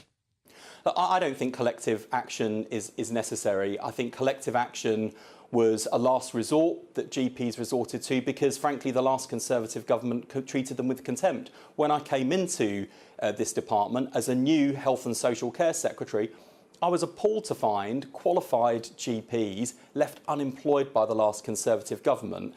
And within a matter of weeks, we've taken immediate action to employ 1,000 more GPs this autumn. I think that shows that when this government says we want to work with GPs, that we understand the pressure they're under, and we want to work with them to rebuild general practice, those aren't just warm words. Within a matter of weeks, we're walking the talk. So my message to GPs is, work with us. You don't need to fight this government because ultimately we're on your side and we're all on the side of patients. I think collective action at this stage would not only hurt patients, it would also put more pressure on other parts of the NHS when, frankly, as a whole NHS team, we need to pull together so we can take the NHS from the worst crisis in its history to getting it back on its feet and making sure it's fit for the future. So that was Wes Streeting. He said that collective action, it should be a last resort, and that the Labour Party want to work with them to build general practice, of course, them being the GPs. He called on them to work with us, and he said at this stage collective action would put pressure on the NHS and really wasn't the right place to be doing that at this moment. What are your thoughts? gbnews.com/your say. He said that the Labour government want to work with the GPs. Well, moving on. Last night, thousands of anti-racism protesters took to the streets in a show of solidarity against anti-immigration groups. And while they were largely peaceful, there are fears that there could be more violent demonstrations this weekend. But how are the police coping in all of this? More than 13,000 officers were signed off due to stress last year. And when we actually look at the riots earlier this week, who on earth would actually want to do the job. Well, joining me now is former police officer Rob Hoskin, who has PTSD after 5 years of service. Rob, I mean, you saw a lot of things have gone on in the last sort of 10 days. We saw the police in an altercation with some people at Manchester Airport. The police second officer is now currently potentially being charged. Who would want to do the job? That's a good question. Who would want to do the job? And unfortunately, so many changes have to be made in the police service to actually get a culture where people actually want to join as a police officer. But at the minute, the way things stand, if people are looking at this job, why would anybody want to pick it? Unfortunately, I don't think many people would, especially after COVID with all this working from home and things like that. It's not really a job that will appeal to many people, and never mind the amount of violence that's being shown on the TVs and in videos that we see online. It's not a great advertisement for being a police officer, is it? Now, Rob, you are suffering, or you have had PTSD. Can I ask what it was about the force that sort of set that off? I think it was the repeated trauma. I always say about my police experience, I describe it in 3 words: stress, negativity, and trauma. Now, that stress was chronic and it was excessive. You give the stat of 13,000 officers been signed off over the past year due to this kind of stress. And this is stress like no other. This isn't just normal stress. This is chronic and excessive stress. The negativity, seeing the worst in people day in and day out, as police officers will see, but also the trauma. Now, for me, I wasn't speaking about any of this to anybody. There's no open communication. So I had just to get on with it, so to speak. And unfortunately, when we just get on with it for our lives through trauma and this stress, it's only going to catch up with us. And in the police force, you go from one trauma to the next, to the next. And this last week of the riots, you'll see that police officers will be there one day and the next day and the next day doing the same thing day in, day out. How can they heal from one trauma when they're going from trauma to trauma to trauma? So there's many ways that we can fix that, but unfortunately, the way policing is at the minute, it makes it very difficult for people and officers who are serving there not to suffer with these kind of things. And I believe that many of them will be suffering from PTSD. It's just that it's not diagnosed yet. Well, isn't there some sort of service to help the police officers though? I mean, do you not have counsellors or some other support? You have them, and in my experience, you had them, but unfortunately, it's the way they're presented to you. For me, it was presented in an email after a traumatic incident, a couple of days after, saying, by the way, this counselling's here if you need it. Doesn't really cut the mustard, unfortunately. And second of all, the culture within the police force, and that's in my experience, that people viewed counselling as a sign of weakness. They didn't see it as a sign of strength and actually something we needed. And I remember you'd get the email and you'd turn to your colleague and be like, did you get the email? And they would say, oh yeah, I've just deleted it. A lot of rubbish, isn't it? So, with that culture exists, you just think, oh yeah, I'll delete it too. So you end up not getting the help, even though there is that counselling service there to help. But as I said, it's how it's packaged. It's how it's packaged. That's really important, and they need to package it better. And I firmly believe actually mandatory counselling should actually come in for police officers, whether they speak or not. We have to get them sitting in front of the right people, whether they like it or not. What was it that drew you to the police in the first instance? And obviously, in leaving, did it satisfy any of the things that you thought it might be? To be honest with you, I wanted to help people. That's one thing I wanted to do. And I joined the police force thinking, I can make a difference and I can help people. Unfortunately, the reality was a lot different. And I didn't join the police like it was my dream or anything like that. It was just a job that came up at the time, and I thought this would be a good career, see what happens with it. And I always thought I could go up the ranks and take it from there. But unfortunately, the police wasn't what I thought it was going to be. The culture that existed didn't allow you to open up about your mental health. And I didn't ever want to be part of a culture where that was going to be a thing. So I kind of lost my passion for the job. I lost a love for it. And when that love and passion goes, then there's only one way to go. And after the 5 years and after the impact of my mental health and the stress, I had no choice, but this was not a job for me. And I left, and I leave I left thinking probably more bad memories than good memories because of how I was treated in certain aspects. But I always believe that I use these experiences to my advantage, and what I do now in my life, I can use these experiences to actually help people and use them to my advantage. Well, do you know what? I think they need you to come back, and maybe you could be a counsellor. I don't know what you're doing now, but maybe you could help them out. And I hope Keir Starmer's listening to that. Rob Hoskin, thank you very much. Really good to talk to you. Thank you. Rob was in the police, and he left after 5 years due to PTSD. Right, well, there's good news for all of you sun worshippers out there. Apparently, we could have the hottest day of the year next week. Bring it on. I'm Nana Akwe on GB News, Britain's news channel.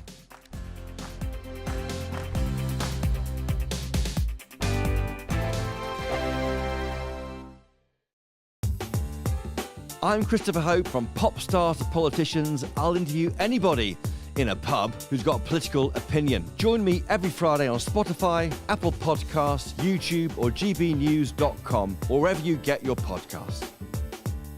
This is GB News, the People's Channel.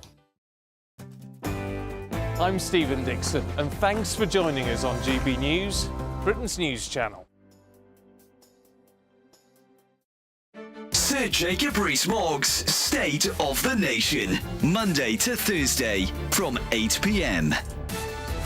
Well, I'm joined now by royal biographer and former royal photographer, Ian Lloyd. Ian, hello, Jacob. Thank you good evening. Good evening. Thank you for joining me. This is going to be great, isn't it? The opportunity to go around and see where the King comes onto the balcony from. Really interesting insight to how Buckingham Palace works. It's exciting. I went yesterday, there was a press preview, and the thing that struck me first of all is that if you're the King and or the late Queen and you're on the balcony, you can't see the Mall. I mean, we all see people coming down from the top, you know, thousands of people crowding in towards Buckingham Palace. They can't see it because of this great monument to Queen Victoria called the Queen Victoria Memorial, or they call it the wedding cake, but it blocks the view. So apparently the King has a TV in there. And the late Queen did as well. So what they do is they when they're waiting to come on, they're watching the TV to see how the crowd's getting nearer the palace. And the other thing that struck me is when we were on it looking down, is you can actually see individual faces in the crowd out there because we looked out, you know. So they do get a good view of what's happening directly underneath the palace, you know. So they can see individuals. So if there's a friendly face in the crowd, they can see that person and possibly even wave. But they can't see that enormous mass of people you get at the big events that goes back towards Admiralty Arch. The other thing I learned is there's a great historical link because the person that put the east wing on the palace, because it was originally 3 sides, and Queen Victoria had, of course, 9 children, so they had to build a 4th side for all the nurseries and things. Edward Blord was the architect, but the master builder was Thomas Cubitt. GB News, the People's Channel. We're proud to be GB News, the People's Channel, and as you know, we always love to hear your views. Now, there's a new way of getting in touch with us at gbnews.com/your-say. By commenting, you can be part of a live conversation and join our GB News community. You can even talk to me, Bev Turner, or any of the members of the GB News family. I'm Michael Portillo. This is GB News, the People's Channel, Britain's news channel.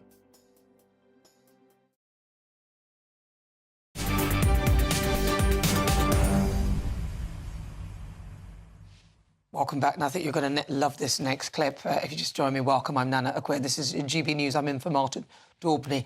Now, our country is at war, but over sunbeds. Yes, that's right. Brits, among other tourists, have been seen running frantically across the pool area to get the most primary located sunbeds in Spain as the summer holiday continues. Now, this is really quite funny. There they go. The doors have opened, and the British, this is somewhere in some hotel resort, and they're all running out now to try and bag a sunbed. I mean, it used to be the Germans who had the record or were known for this, but now, obviously, everyone's at it, including us Brits. But don't be too jealous, as we are expecting some hot weather next week, and it's all to do with what's going on in, somewhere and thousands of miles away. Tropical storm Debbie has caused widespread flooding in Florida, but it has led to a change in the jet stream that means that we could be in store for temperatures above 30 degrees in a few days. Bring it on. I'm delighted to say that I'm joined by the legend that is John Ketley. John, thank you so much for joining me. Really good to actually talk to you. I used to watch you all the time on TV. Oh, thank you. So, John, talk to me about this then. So, because of a storm somewhere else, we are going to get the benefit of this with a over 30 degree heat wave. How does that work? Yeah, it seems a little bit counterintuitive, doesn't it, Anna, really? But it is all to do with that jet stream, as you've mentioned already. We've got these strong winds and severe flooding, actually, going up the eastern seaboard of America at the moment, and continuing to do so in the next 2 days as well. But the whole thing is dominated by the jet stream. That hot air that's coming out of that tropical storm, ex-hurricane, is actually going to change the position of the jet stream. It's going to give it a vacillation, if you like. The wavelength and the longitude, the way that jet stream is going to come across the Atlantic towards the UK in the next few days is going to change the look of our weather on this side of the Atlantic. So what it's doing, basically, is changing the way things are going. Instead of taking the wet and windy weather just across northwestern Britain up into Iceland, it's actually introducing, just for a while, a short while actually, some hotter weather coming in from Spain and from France as well. So it's going to lift the temperatures across England in particular and East Wales, but it may never get into Scotland and Northern Ireland. That's probably where the battleground's going to be, and there's more rain to come there. Oh, that's such a shame. They won't get it up there in Northern Ireland and Scotland. Oh, well, never mind. No. Mind you, some people don't like the heat, but we sort of love and hate the heat, don't we? We want the heat, and then when it comes, it's too hot. I know what you mean. Well, in this country, it gets very humid, doesn't it? It's even going to get more humid tonight, actually. So more humidity around, and that humidity really comes in during the latter part of Saturday and pushes northwards across the UK during Sunday into Monday. It does look as though Monday will be the hottest of all, and that's most likely across eastern England. So if you're living from Yorkshire, East Yorkshire, down through the Midlands into southeast England, that's where you could probably exceed the highest temperature of the year so far, which is a very modest 32 degrees, it must be said, some 10 days ago at Kew Gardens. So we'd like to see temperatures higher than that in a typical summer. We've had very few hot days this year. It's been a very disappointing summer all round. But as you say, some people like it a bit cooler than that. But I think today, if you look out the window today, it's pretty miserable in most places. And there's some torrential rain across Northern Ireland going into Scotland. So I'd swap that, I think. Yeah, so how long is this going to last? We'll say Monday, a bit of Tuesday, and then that's sort of it. It is basically at the moment. It is because that jet stream is going to become zonal again. What it's going to do is it's going to change the amplitude once more. Everything's going to start steaming in off the Atlantic at a great rate of knots. A lot of energy being put into the jet stream because it's an ex-hurricane, and that means to say the wind speeds high aloft in the aircraft level. The wind speeds there are going to increase. It's going to be developing more weather systems from west to east coming across the Atlantic, and they're heading straight for us. It just depends exactly where they are going to aim at us. More likely over northwestern parts of the UK, which means it's a fairly typical scenario for our typical British summer, if you like. I don't want it into the southeast necessarily, where you're going to get the very hot weather. But you must remember that we are going to see this battle zone between that change in the weather, the bands of rain coming in, the stronger winds as well, meeting this hot weather that's going to be around just for Sunday and Monday. So at the battle zone, there could be some thunderstorms. Let's just enjoy the 33 for some of us if we do get it. Lovely. I can't wait for it. John Ketley, thank you very much. The legend that is John Ketley. He's a meteorologist. Right, a reminder of this hour's big breaking news. A former Labour councillor who appeared to incite violence at a counter-protest yesterday has been arrested. We'll keep you updated throughout the programme on that and more. Stay with us. I'm Nana Aquare on GB News, Britain's newsroom. Let's get an update with your weather for today with Annie Shuttleworth.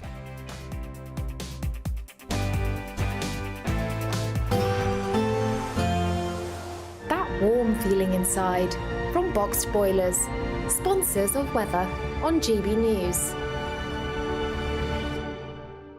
Good afternoon. Welcome to your latest GB News weather update brought to you from the Met Office. Through the rest of the day, it is unfortunately staying pretty cloudy and quite damp. It's going to stay muggy overnight as well, but tomorrow is looking a lot clearer. That's because a cold front will push through the country overnight tonight. Before then, though, we've got a selection of warm fronts bringing that muggy, humid air and quite a bit of rain to parts of Scotland, northern England through this evening. Some fairly persistent drizzly rain across parts of Wales, southern areas of England. That should linger through much of the night, whereas further north it will turn a bit fresher as the night goes on. Clearer and drier air will move in by the morning, so it's not going to be quite as close across parts of Scotland and Northern Ireland, but across the far south, temperatures holding up into the high teens.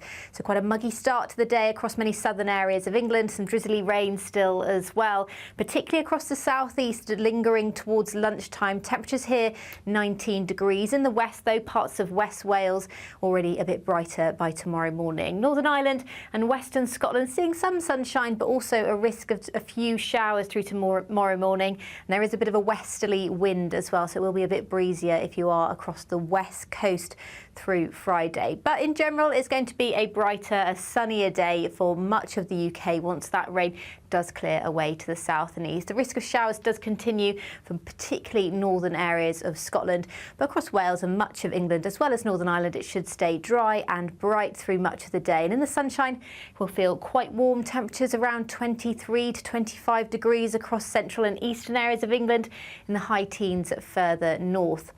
Friday evening doesn't look too bad, plenty of sunshine to end the working week, but overnight cloud will build once again from the south and west, introducing more humid air for Saturday. We'll likely brighten up by the afternoon, but it's Sunday and Monday when the temperatures are set to rise to the high 20s and low 30s. Looks like things are heating up. Boxed boilers, sponsors of weather on GB News.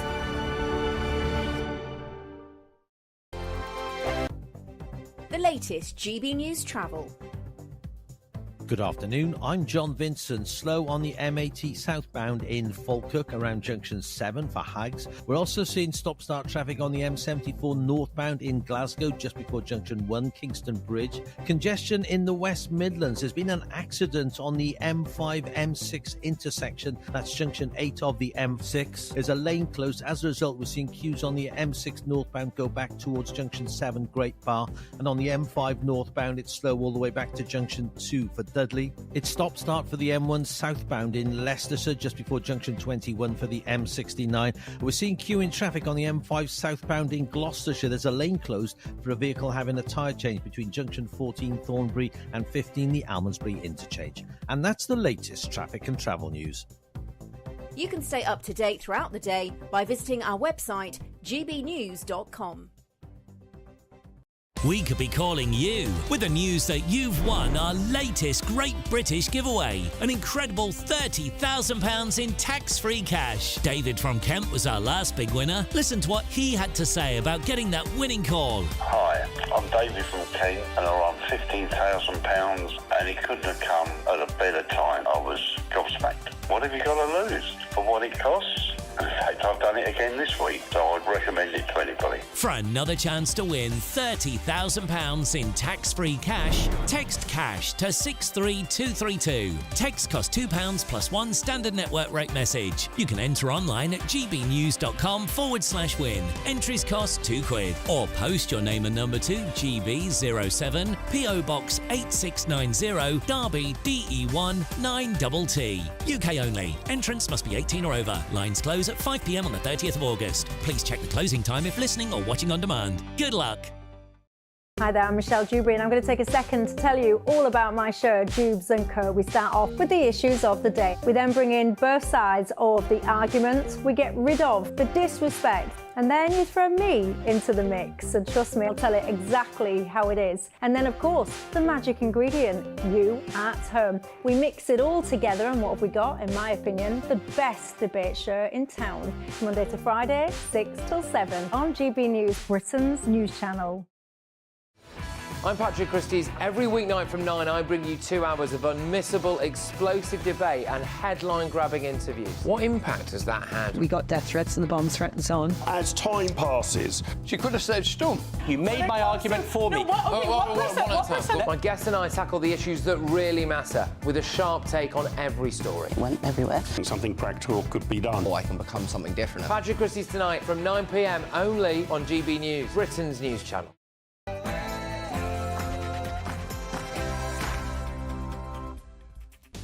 Good afternoon. It is 5 o'clock. This is GB News and I'm Nana Acquia. Some breaking news in the last hour. Former Labour councillor Ricky Jones has been arrested after he appeared to incite violence at a counter-protest yesterday evening. Police have made nearly 500 arrests as the crackdown on the violent disorder continues. And the Prime Minister is chairing another Cobra meeting today. He's vowed to not let up in the response to the riots as police brace for 20 further potential gatherings tonight.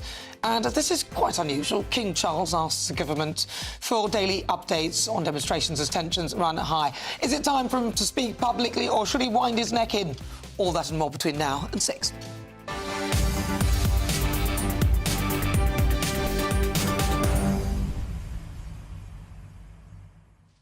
It's been so super busy. I haven't got a chance to read some of your comments, but I'm going to do that. I'm going to check out their GB views right now. You can send me some more, gbnews.com/your say. But first, let's get your latest news headlines with Cameron Walker.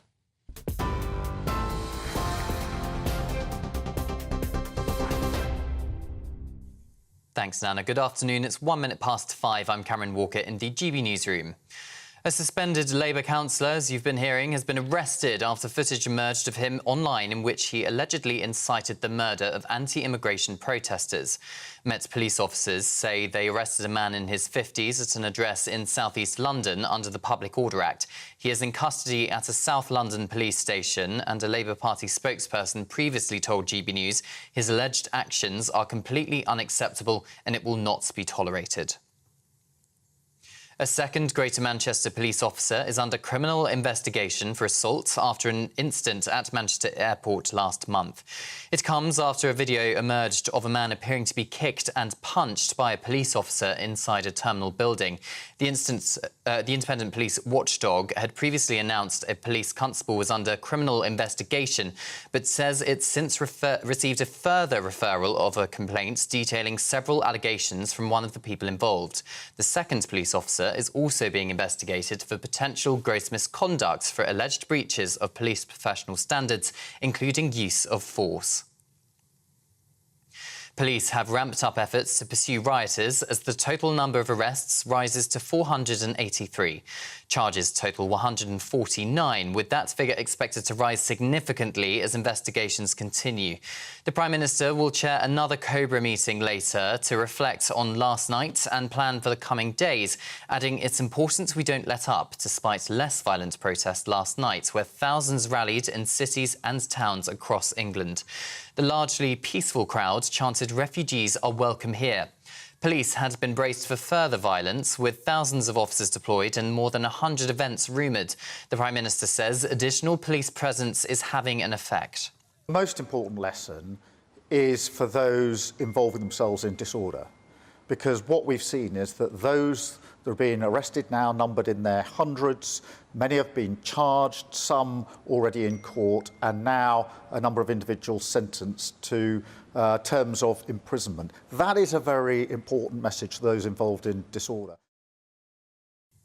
NHS waiting lists have risen for the third month in a row, new figures have revealed. Health Secretary Wes Streeting says the numbers confirm that 14 years of, and I quote, 14 years of Conservative neglect left the NHS broken, and vows to work night and day to get the NHS back on its feet. Today, he's spoken of GPs' threat to take strike action. I think collective action at this stage would not only hurt patients, it would also put more pressure on other parts of the NHS when, frankly, as a whole NHS team, we need to pull together so we can take the NHS from the worst crisis in its history to getting it back on its feet and making sure it's fit for the future.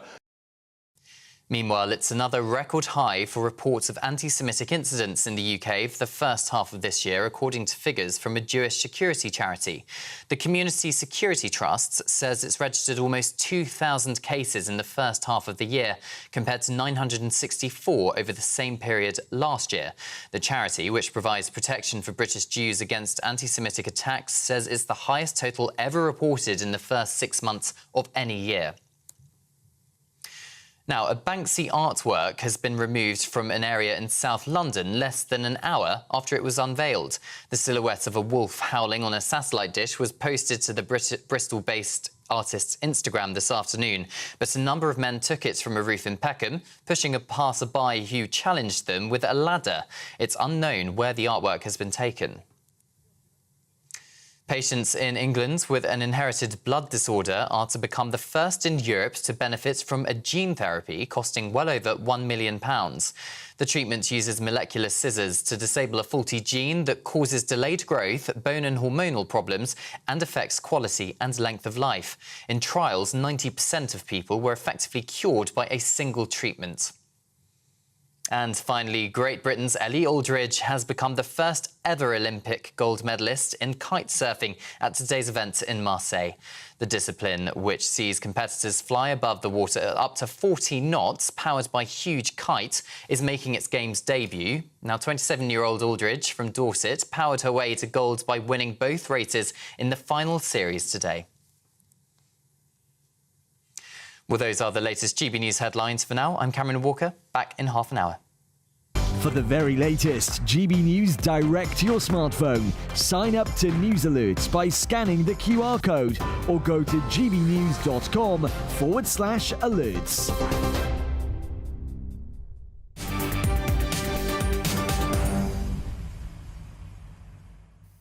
Thank you, Cameron. Right, well, welcome on board if you just tuned in. I'm Nana Aquare. I'm in for Martin Daubney. We are live here on GB News, on TV, online, and on digital radio. It's just coming up to 7 minutes after 5 o'clock. Lots of you have been getting in touch with at gbnews.com/your say. Let's see what Ray Harris says. Ricky Jones, this is, of course, the Labour councillor who has had his knuckles wrapped and has been suspended. He says, and arrested. Ricky Jones, just like all other Labour reps, will be advised to apologise, sit at home a couple of weeks and then all will be forgiven and hunky-dory. I'm not so sure. Gary says there must be somewhere in our law where the people majority view can remove an unpopular and undemocratic government. I think that's what we call a general election, and we literally just had one. Jack... Nice try, darling. Very good. I'm not reading the second bit. Yeah. But he says, well, what you have said is true, or interesting anyway, because some people might agree with you, others may disagree. But you said Starmer doesn't need to be wasting his time posturing at Cobra meetings. There are many other issues that need attention. Maybe immigration could receive some consideration and determined actions, which may reduce tensions and the need for panic policing measures. Again, I think you make a good point. And Keir didn't appear to be answering the specific question. And Susie D, finally, you saw the shot of people running for sunbeds. She said couldn't think of anything worse than running for a sunbed. Thank you very much. Keep them coming. gbnews.com/your say. Right. Well, we start with the news that broke in the last hour, and former Labour councillor Ricky Jones has been arrested after he appeared to incite violence at a counter-protest. Jones was suspended by the Labour Party because before his arrest. Here is the incident in question. We've got children and women using those trains destroying the summer holidays. They are disgusting, nasty factors, and we need to cut their throats and get rid of them all. I just want to say thank you all. I'm going to leave it now. And free! Free! Free! Palestine! Free! Free! Palestine! Free! Free! Palestine! Thank you. God bless you all. So there was a lot in there, sort of mixed with the Free Palestine, and somebody from Amnesty International at least wearing a jacket, a high-vis Amnesty logoed top. And the words that he used there, if my ears are correct, are disgusting Nazi fascists, and we need to cut all their throats and get rid of them all. But he does end with, thank you, God bless you all. Well, I'm joined in the studio by reporter Adam Cherry. Adam, what was he talking about? Why was he making these comments in the first instance? Well, I mean, as you saw in the video there, he was at a protest yesterday in Walthamstow, and he was responding to the riots we've seen over the last week. And the comments were directed at those protesters that we've seen over the last few days. Labour coming out very strongly on this in the last couple of hours, saying we completely condemn those comments and assuring that he has been suspended. And as you say now, in the last hour, the Metropolitan Police saying they've arrested a man in his 50s, they've arrested this man and he is in custody as we speak. A big headache for Labour, of course. It's not the only one, though, I'm afraid. There's another one, because there is another one unfolding as we speak. Yes. This is about Lauren Edwards, an MP for Rochester and Strood. Now, Lauren Edwards, over 10 years ago, in July 2009 and some in 2010 and 11, series of tweets which have quite appalling language, actually.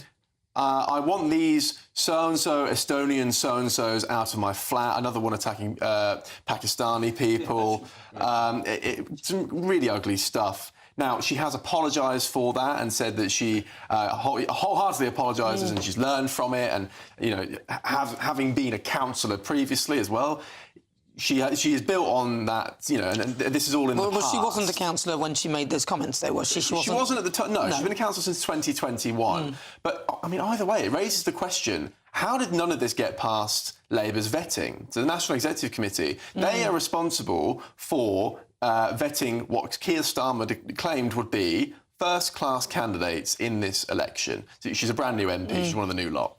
And yet all of this completely slipped by, and there's plenty of it. And someone on the National Executive Committee saying, look, we missed these tweets during the due diligence process.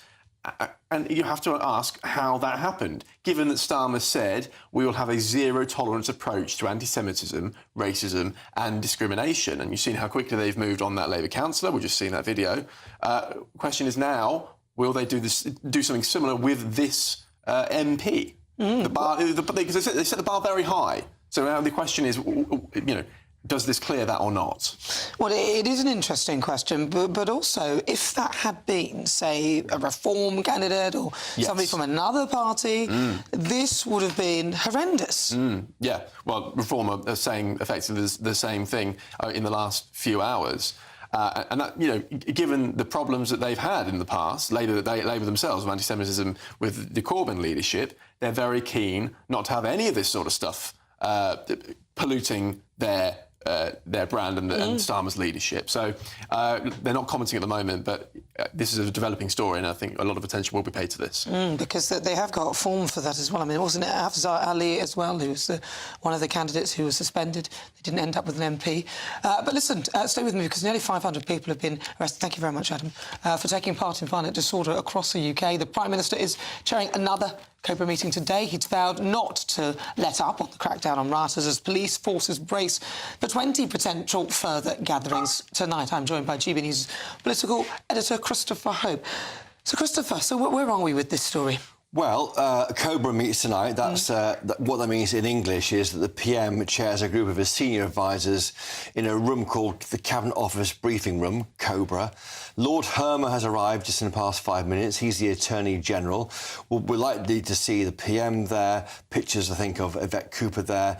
The meeting will be held to reflect on last night. The PM is pleased with last night. Of course, there were meant to be 160 protests last night, only 36 took place. Minimal disorder, only a handful of arrests, according to the National Police Chiefs Council.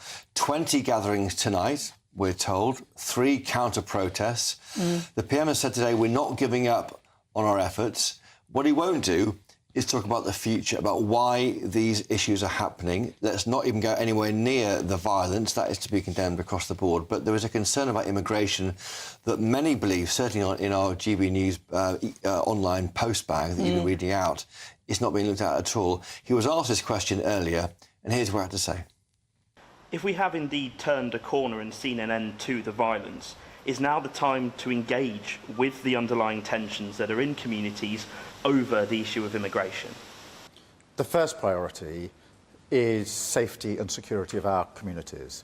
And yes, last night was much better than was expected, but we are not going to give up on our efforts here. That's why it's very important that I continue my discussions, coordinating with law enforcement, with police leaders, to make sure we've got the right officers in the right place, to keep pushing on the criminal justice response. I was very keen that we're able to demonstrate that if you're involved in disorder, within days you'll be in the criminal justice system, and some people starting long terms of imprisonment. That needs to continue, and so that is my sole focus. That's the PM. His sole focus is dealing with the law and order side of this, an area he's very well aware of. Of course, he was DPP. He ran the prosecutorial service in England and Wales. But beyond that, he's not willing to discuss maybe wider concerns about immigration, why it's not far right to be anti-immigration and the like.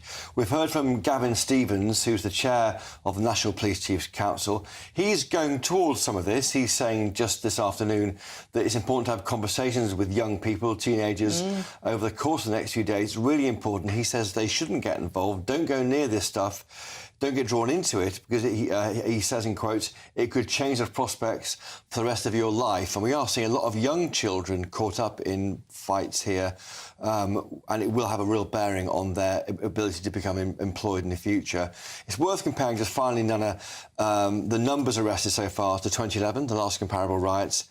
I think 500 arrests, a lot of arrests that in 9 days, 500 arrests. 2011, similar riots across the country, 3,000 arrests. So very different. We're barely a sixth of the way there compared to 2011. So, and everyone hopes we're not going to get there, but in terms of context, it was much worse in 2011 in terms of arrests than it is now, but it's very bad now. Well, we haven't got room in the prisons, or what are they doing? But if he's pleased, he's sort of fallen for a hoax. I think some people are saying that this 100 riots was some sort of hoax.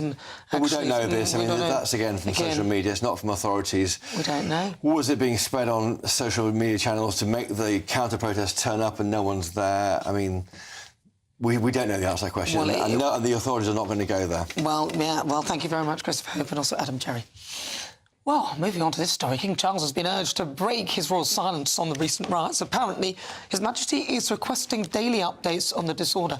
But is it time for him to speak out and make the official statement, or should he just wind his neck in? Well, joining me now is royal commentator Michael Cole. Michael, lovely to talk to you. Do you feel that King Charles should now speak out, even though he's not really supposed to get politically involved, as it were? Good afternoon, Nana. Well, as head of state and as a human being, a decent human being, the King will obviously be concerned about this. And as you intimated, although he's on his holiday, annual holiday up in Scotland on the Balmoral estate, he's been asking for regular updates about it. And of course he would, because most of his adult life he's been working to improve and foster better race relations and community relations, not just in this country, but throughout the Commonwealth. And he's made a good job of that. So he will be concerned. But no, I don't think he'll be speaking out. That's not quite how it works. The royal family will work in different ways. But after the riots of 2011, which have just been mentioned, he did go to Tottenham several times and made his presence felt and spoke to people who were concerned about it. And the late Queen, his late mother, met some of the people who'd been injured in the arena bombing, terrible event up in Manchester. They're not likely to say what's on their minds about this, but you can be pretty sure that the King there, who interacts very brilliantly with people, and there he is in a cancer ward talking to somebody who's suffering in the same way as he is. He's very good at relating to people in a situation like this. And of course, like all right-minded people, he would have been deploring these widespread riots, for which there is absolutely no excuse. And I'm sure that the police chiefs will be informing him, because actually it's not a job for the government at the moment, it's a job for the police. It's their responsibility. They must be allowed to get on with it. And I think the last person to interfere with that would be the King. He would stand back, encourage them, of course, and hope that they soon get this matter under control and this scourge completely removed from our society, because it has no place here. All right. Well, Michael Cole, thank you so much. Really good to talk to you. Of course, people do tend to write when they feel disenfranchised in society, or they don't feel they have a stake in it. And often there are other reasons. Obviously, violence is unacceptable. I would urge those in power to actually find out why people are rioting, and then maybe you can solve the issues. But let's move on to this story, because for the first time, the NHS will help trans patients who want to return to the gender in which they were born. Stay tuned, you won't want to miss it. I'm Nana Acquia on GB News. We are Britain's news channel.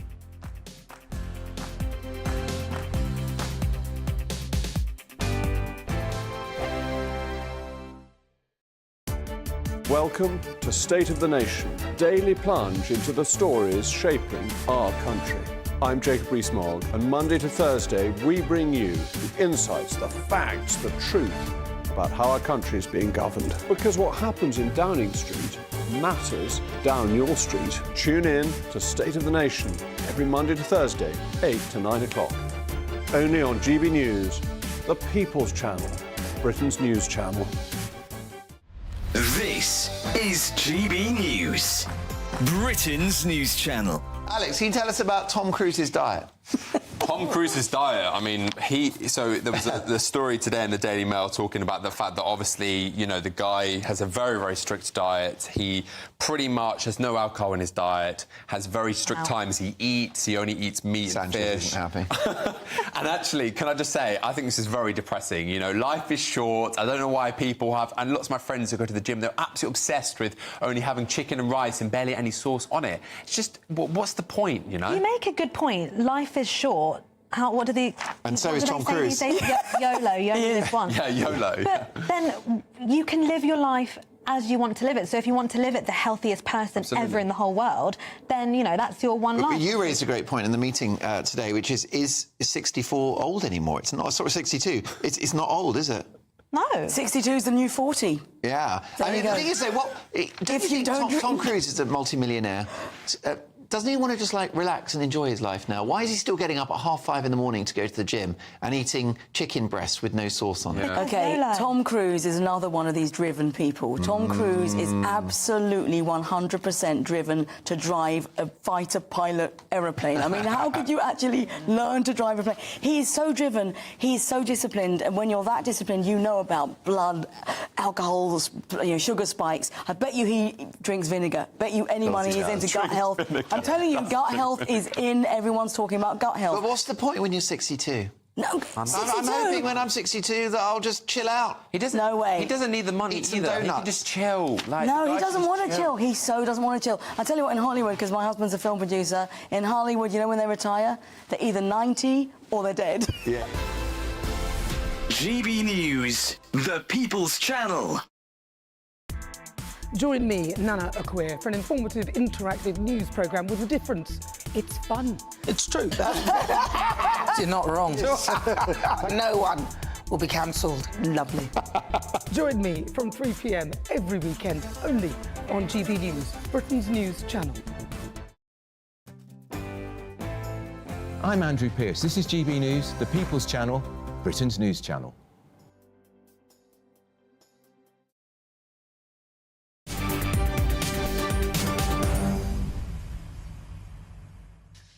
Good afternoon, 22 minutes after 5 o'clock. I'm Nana Akwe. This is GB News. We're live on TV, online and on digital radio. I'm in for Martin Daubney. Now, later this hour, we'll have the latest from the day 13 of the Paris Olympics, where Katrina Johnson-Thompson is hoping to finally win an Olympic heptathlon medal.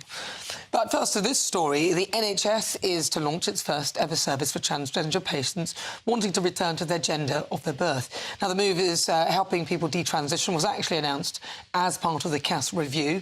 Common sense, I would say, at last. I'm amazed that it's taken them so long. But joining me now is transgender teacher Debbie Hayton. I can't say my G's today, Debbie. I'm struggling with the G's for gender. Debbie, is this not a long-awaited final sense of common sense that should have really been there a long time ago? Well, things have come full circle, haven't they? Is the NHS finally appreciating that as a duty of care to patients? It's not there to allow patients to make their own mistakes. That seems to be what's been happening, and it's about time that the NHS is taking some responsibility for what it has done to people. Well, of course, and part of this review said that you won't go back to the people who actually did the change on you, because then you could either become... They may sort of program you or reprogram you to think that, oh, this is all part of it, this all, you know, changing your mind and thinking, oh, have I done the right thing? It's all part of the process of healing, or they may kind of dissuade you from even pushing it further. So do you think it's a good idea that actually they shouldn't go back to where they actually had the surgery? Well, you certainly shouldn't go back to the place which has treated you before, because what you're saying, what the patients have come to realise is that was a dreadful mistake. So going back there is not going to be right for anybody. No, this needs a new service, and a new service that's going to be based in medicine and not in ideology. Now, I wanted to ask you about the Olympics, because obviously the Olympics is a big thing at the moment. And we've got the actual boxing, the female boxing, where one of the contenders, in fact, two of them, apparently the Olympic Committee have said that they both have X and Y chromosomes, which would make them biologically male. What's your view? I mean, we don't know all the details, but to me, they both look, the two athletes in question look biologically male to me. What's your thought on biological males in women's boxing? Well, I think we need to take a dispassionate stance on this and actually look at what's happening and why it's happening. In sport, there are two categories. We know why there's two categories, and the simplest way of demarcating those categories is to say, if you've got two X chromosomes, you can be in this category. If you have a Y chromosome, you're in the other category. Now, perhaps we can then look at differences of sexual development, those intersex conditions we talk about, but that comes second. First of all, if you've got a Y chromosome, you shouldn't be in the women. You certainly should not be boxing women in the ring in Paris. Well, this could end up, with the way it's going, with two males, or biological males, if it's true that they have XY chromosomes, which, in my view, looking at them, I believe they do. It could end up with two biological males fighting against each other in women's boxing. How absurd is that? Well, it is, isn't it? And this could, if they don't have Y chromosomes, this could be stopped immediately by one of them having a cheek swab and having the gender test. These are not difficult tests to do. They're very simple, straightforward tests. Why do you think that they are, in a sense, it feels like we're being withheld this information? It seems a bit odd. I mean, it's not a big deal for them to just tell us the truth. Well, it isn't, but the IOC has got themselves into a huge mess here. At one point, they were saying that because a passport marker had an F marker, that was OK. Well, passports can be changed very easily. You know, that's well known. What's important are people's bodies. And if you have a Y chromosome, you have an advantage which puts you ahead of people with two XX, with just two XX, with two XX chromosomes, and you should not be in that boxing ring. I think everybody should be able to understand that. It's not a big deal, is it? I mean, for the women fighting, it is dangerous, I would argue, and so I don't really understand why this danger should be allowed, because in men's boxing you have lightweight, heavyweight, featherweight, and all the different weights. Bodies are taken into consideration. I think that should be the case, and it shouldn't be an issue. But if we come back to the CAS review now, when you had your transition, did you at any point feel that you wanted to reverse that, or was there a point in your mind, or even now, do you regret doing it? Well, I went into what I did as a 43-year-old who was fully mature. I was of my own mind. And I was the demographic that the NHS had been treating for some time, middle-aged men who suddenly decided they wanted to transition. But what happened about 10 years ago was a totally different demographic came along. These were youngsters, overwhelmingly female. And suddenly there was a change here. And the NHS, rather than adopt a curious approach, which would be saying, why are these young women suddenly coming forwards? They didn't do that. They treated them in exactly the same way as those middle-aged men. And there's a big difference between an 18, 19-year-old woman and a 42-year-old man. And why the NHS didn't respond to that and adopt a curious approach, well, it beggars belief, quite frankly. So for you, did you regret your transition, or was there any point where you wanted somewhere where you could go to talk? Because I know I take your point that it's a completely different demographic now, and I would be asking the questions why that is and why, because it seems a bit odd to me. But with your transition, did you regret any of it, and would you have liked a service that would have enabled you if you had wished to detransition? Well, at my age, I went into it, as I said, with the knowledge of what it means to be an adult. Do I regret it? It's hard to say. My life would have been totally different if I hadn't transitioned. I've written a few times that if I knew in 2012 what I know now, I probably wouldn't have transitioned in the first place. but what's done is done. But it's a very different situation for somebody starting out life as 19, 20 years old, without any children, without the full knowledge of what it means to be an adult, not having yet reached mental maturity, which you reach in our mid-20s. A very, very different situation, and it's the one that's been treated very irresponsibly, in my view, by the health service. And your thoughts, finally, on the CAS review as an entire review? Did you get to read most of it, or get the gist of most parts of it? Yes, I've read it. I appreciate it. It's what was needed. It's taken a fresh view on things, and really, it's changed the burden of proof, especially when it comes to children. The burden of proof before seemed to be that if you thought this was a bad idea to be transitioning children medically, you had to prove it. Now it seems to be the other way around. Those who think that transitioning children is a good idea, now the burden of proof is on them to prove it, and I don't think they can, because it seems to me a totally irresponsible thing to be doing. Well, Debbie Hayton, it's always a pleasure to talk to you. Thank you so much for your view and your thoughts. Brilliant. That is Debbie Hayton. She's a transgender teacher with her views on the CAS report, and, of course, the fact that the women's boxing may well be fought in the final by two blokes. Really? Seriously. Stay with me. Still to come between now and 6 o'clock. We'll be talking to a terrorism expert after two teenagers were arrested in Vienna.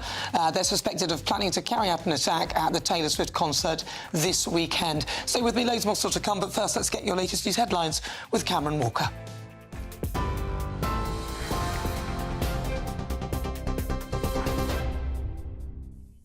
Thanks, Nana. Good afternoon. It's 5:30. I'm Cameron Walker here in the GB newsroom. A suspended Labour councillor has been arrested after footage emerged of him online in which he allegedly incited the murder of anti-immigration protesters.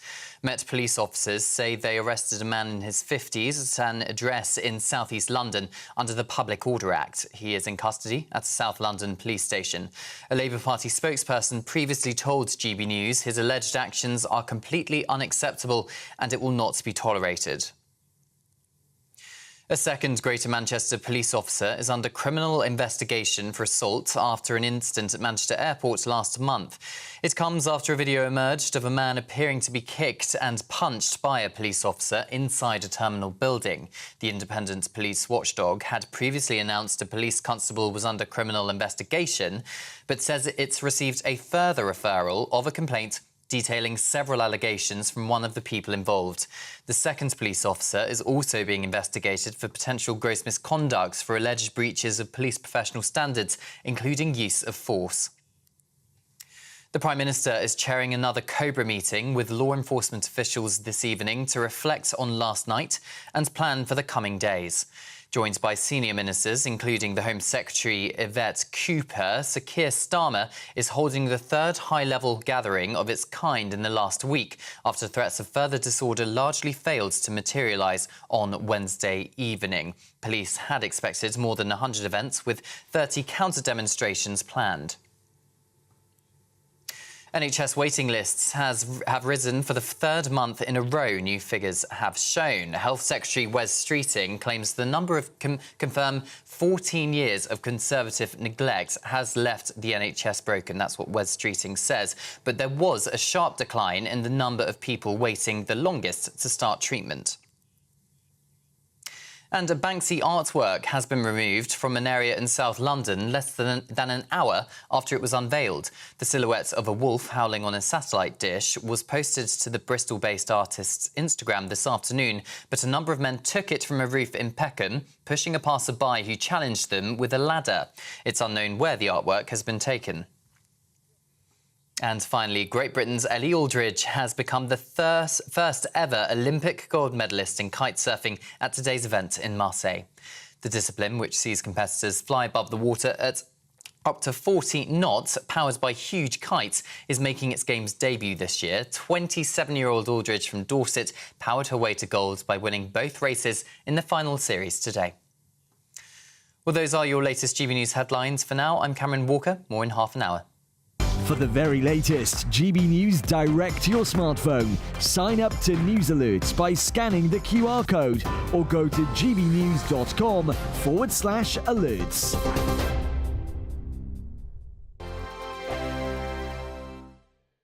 Good afternoon. Welcome to your latest GB News weather update brought to you from the Met Office. Through the rest of the day, it is unfortunately staying pretty cloudy and quite damp. It's going to stay muggy overnight as well, but tomorrow is looking a lot clearer. That's because a cold front will push through the country overnight tonight. Before then, though, we've got a selection of warm fronts bringing that muggy, humid air and quite a bit of rain to parts of Scotland, northern England through this evening. Some fairly persistent drizzly rain across parts of Wales, southern areas of England. That should linger through much of the night, whereas further north it will turn a bit fresher as the night goes on. Clearer and drier air will move in by the morning, so it's not going to be quite as close across parts of Scotland and Northern Ireland, but across the far south, temperatures holding up into the high teens.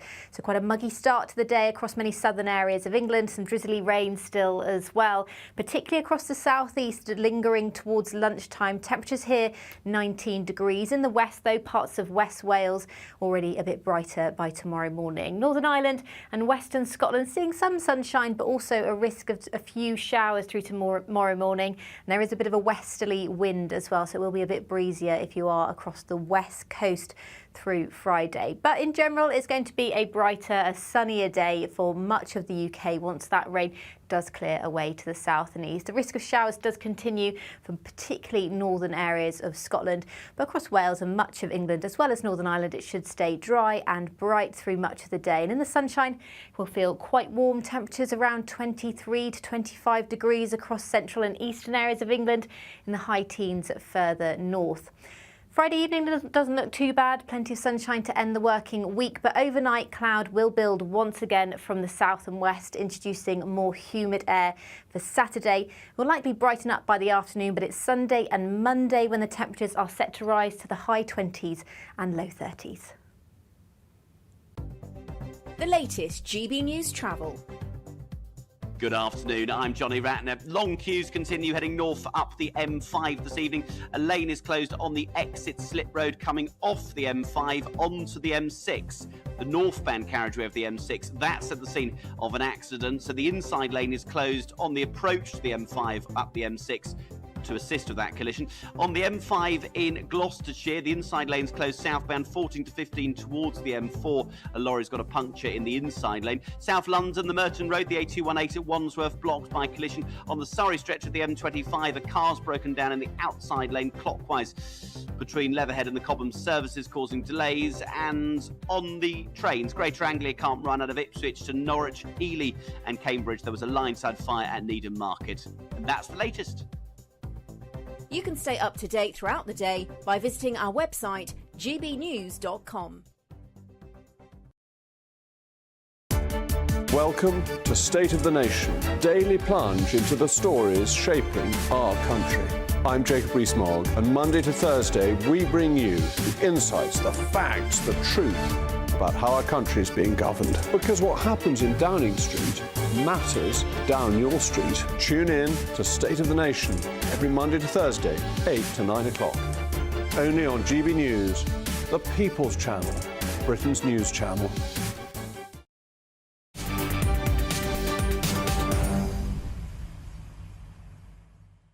That is 7 minutes after 5 o'clock. This is GB News. We're live on TV, online and on digital radio. I'm Nana Akwe in for Martin Daubney. Now, some breaking news for you and a welcome update on the Southport stabbing. Merseyside police say all the children who were injured during the attack have now been discharged from hospital.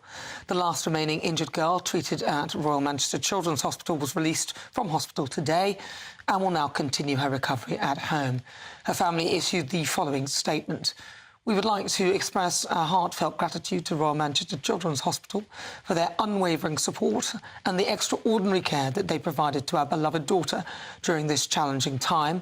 We also extend our deepest thanks to the air ambulance team, whose swift response and expertise were crucial in airlifting her from the scene to the hospital.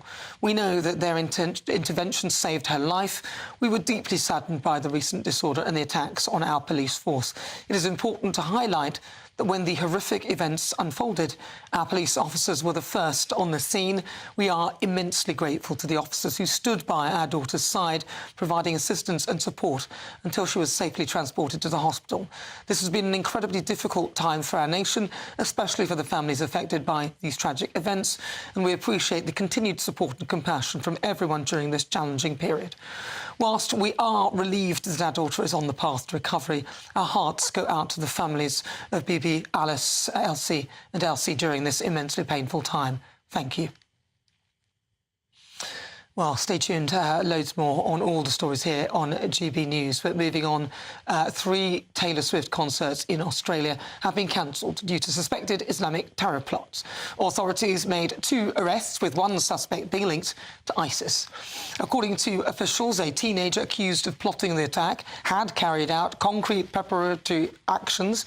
But don't worry, police say it won't have any impact on her return next week to the UK when she plays Wembley Stadium for her 5 final shows in Europe later this month. Well, joining us now to discuss this is the Director of Policy at the counter-extremism group, Tom Wilson. So, Tom, they've actually cancelled concerts. So how much can you tell us about what they found out about what was being planned at these events? Well, what they seem to have discovered as part of the raids on the individuals who were planning these attacks is that, much like the kind of attacks that we saw a few years ago, they were fairly rudimentary in that the individuals planned to use vehicles and knives and explosives potentially made from sort of chemicals that are fairly easily available. And that also they found material linking those individuals to Islamic State and Al-Qaeda, which highlights the fact that, although there's no evidence yet to suggest that these individuals were being directed, that you don't have to have a sophisticated organization for these attacks to be planned. You simply need individuals who are inspired, who can access this material, and who will attempt to carry out attacks in the name of an organization, even if they aren't formally part of it. Plugging in. Do we know if these people were known to the counter-terrorism police or the groups? Do we know if they actually knew of them before any of this? It's not clear how far in advance they became aware of the individuals, but they did highlight the fact that foreign intelligence was important and useful to foiling this plot. And we know that one of the individuals actually uploaded a video of himself taking an oath of allegiance to Islamic State online. So that may have been quite significant in discovering that this plot was being planned. And of course, Vienna back in 2020 did suffer a terror attack inspired by an individual inspired by Islamic State. So the authorities there are aware that there is an ongoing problem of individuals who will seek to act in the name of Islamic State, and that potentially there are networks in that part of Europe that are loyal to the organization, even if it doesn't have the sort of territory that it had some years ago in Iraq and Syria, from which was a base of operations. Now, much like Al-Qaeda, Islamic State is disparate. It operates internationally, and it doesn't need to control territory to direct attacks in Western countries. So how confident are they then about the concerts in the UK? I mean, in Europe? Sounds like they're saying, oh, don't worry, it's fine, but nothing to see here. But a bit disturbing that some of the concerts have actually been cancelled.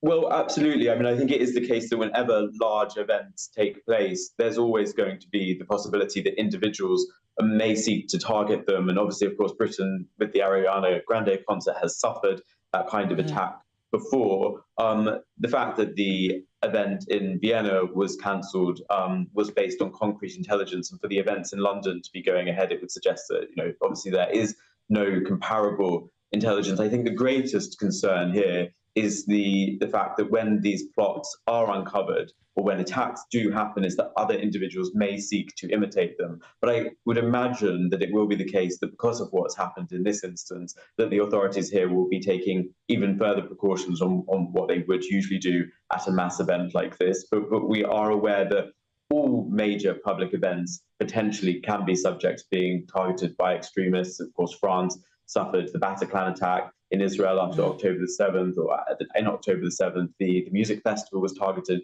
So this is something that authorities always now plan for and are aware of when mass events like this are being organised. Now, of course, social media companies, do they have a role to play in this, and are they playing a positive role in helping to counter terrorism? Mainstream social media companies absolutely are, and I think there's very little terrorist content that still appears on most mainstream social media. Obviously, there are more informal and newer and fringe sites that are being established.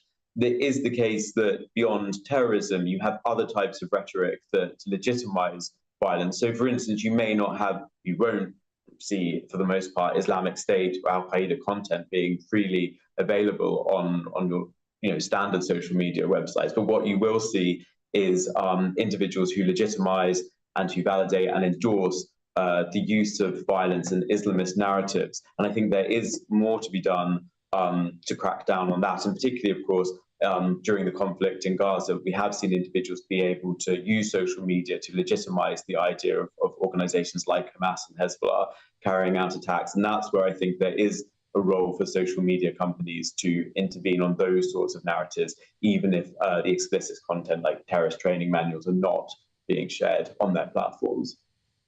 All right, Tom, thank you very much. We'll leave it there. That's Tom Wilson. He's the Director of Policy at the Counter-Extremism Group. But over now to the Olympics. Team GB has won its 13th gold medal at the Olympics, and we're going well in one of the athletics events. Stay tuned. Find out more. This is GB News. We are Britain's news channel.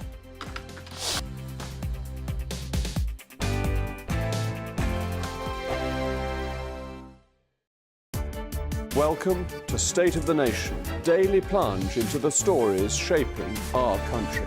I'm Jacob Rees-Mogg, and Monday to Thursday we bring you the insights, the facts, the truth about how our country is being governed. Because what happens in Downing Street matters down your street. Tune in to State of the Nation every Monday to Thursday, 8 to 9 o'clock. Only on GB News, the People's Channel, Britain's news channel. GB News Breakfast, every day from 6 a.m. Now, we've got a story and a half to tell you and bring you now. Our very own GB News political correspondent, who we love very much, Catherine Foster, joins us in the studio, and she's smiling, but she wasn't smiling for the past few days. Two of her sons, Matthew and Andrew, were reported missing in Bali. I got a text from a friend saying, can you give us a call, a bit worried about them. Then spoke to a girl they'd befriended who was in Sweden, but they'd met on their travels. And she told me that they'd gone up the mountain. By the time I found out, they'd been missing for 30 hours. They'd gone up the mountain on the Tuesday night, British time. This was the Thursday morning, without a guide. And they'd told her it was really hard. And she told them to turn back, but they hadn't. And they'd sent screenshots from this app with this trail that they were following on the app, screenshots of the app in case there was a problem, and a Snapchat of a Matthew avatar at the top. And she said, I know they made it to the top because I could see that his phone had nearly died. But the trail had actually closed many years ago. So the app, we will need to make sure that that gets taken off the app. But, you know, technology saved them in the end because it was the screenshots and it was the messages that they'd sent, but they should never have been without a guide. But what were you doing during those 30 hours that Mum couldn't, when the phone died and Mum couldn't get in touch? Where were you? What were you up to? Well, we were trying to figure out the best course of action, because it started to pour with rain. The amount of rain created a river, like a stream. Yeah. We were like, oh, yeah, let's follow the stream downhill, and then the sun set, and we just had to like sleep in the bushes in the jungle. GB News, the People's Channel. Good afternoon, Britain. Your lunchtime update on the stories that matter across the UK. From breaking news and insightful analysis, inspiring stories and lively debates. You're comparing yourself to a former Prime Minister. Which is it? Stay informed, stay updated, stay entertained. I just don't know how anyone would not want to be there. Every weekday from midday. We are Good Afternoon Britain, only on GB News. Britain's news channel.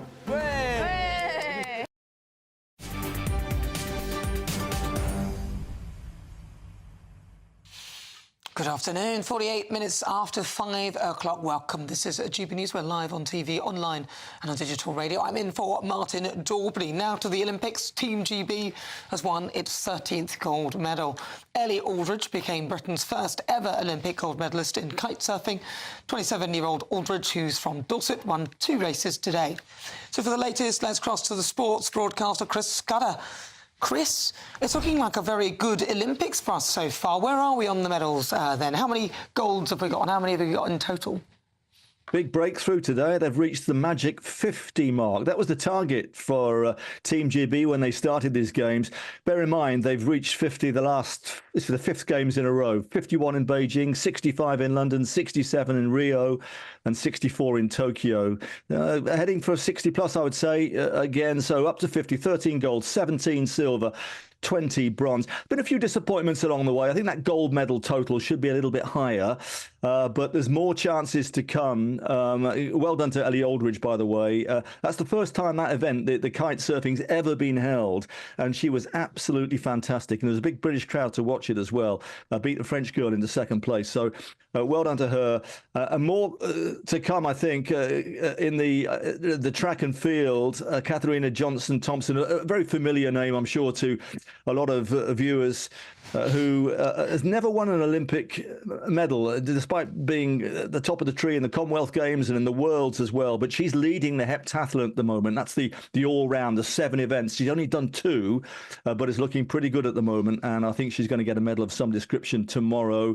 Lots more to come. The cycling, we've got more to come tonight, I think, in the Keirin, which is they're very technical, these cycling events. But remember Emma Finucane, who comes from West Wales, won the women's team sprint a gold medal the other night. Well, she's through to the final of the Keirin in the next half hour, as is Katie Marchant. So it's looking very encouraging. And that medal, Britain's still in 5th, but they're level on goals now with France. And with a bit of luck, they're going to go ahead of them. So the big things to look out for in the next, because we've got the medals table up now. China have 28 golds, the United States 27, Australia have 18, then tying in 4th and 5th place France and Great Britain, and underneath us is South Korea. So our next potential gold medal, where do you think it's going to come from, Chris? Well, hopefully in the next half an hour, as I say, in the women's cycling, Emma Finucane, who's a brilliant sprinter, she's got a great chance to certainly get a medal. It would be lovely if it's gold as well. She's got another chance to come over the next couple of days as well. But KJT, as I said, in the heptathlon, great opportunity. 1 or 2 disappointments. Remember Jade Jones, the taekwondo fighter, won 2 gold medals in successive games. She was hoping to make history of making it 3 today, but she lost in the first round. She was absolutely gutted. Real shame for her. And Bradley Sinden, another fancied British fighter, lost in his semi-final, but he'll be going for a bronze medal at least. So more medals to come. Just to go back to that medals table, by the way, Australia, this is their best ever Olympics in terms of gold medals. They've had a brilliant games, and in their track and field, it's their best for 50 plus years. So I think where they've got the golds, where we quite haven't, it could easily have been the other way around and would have been in probably 3rd place there, wouldn't we?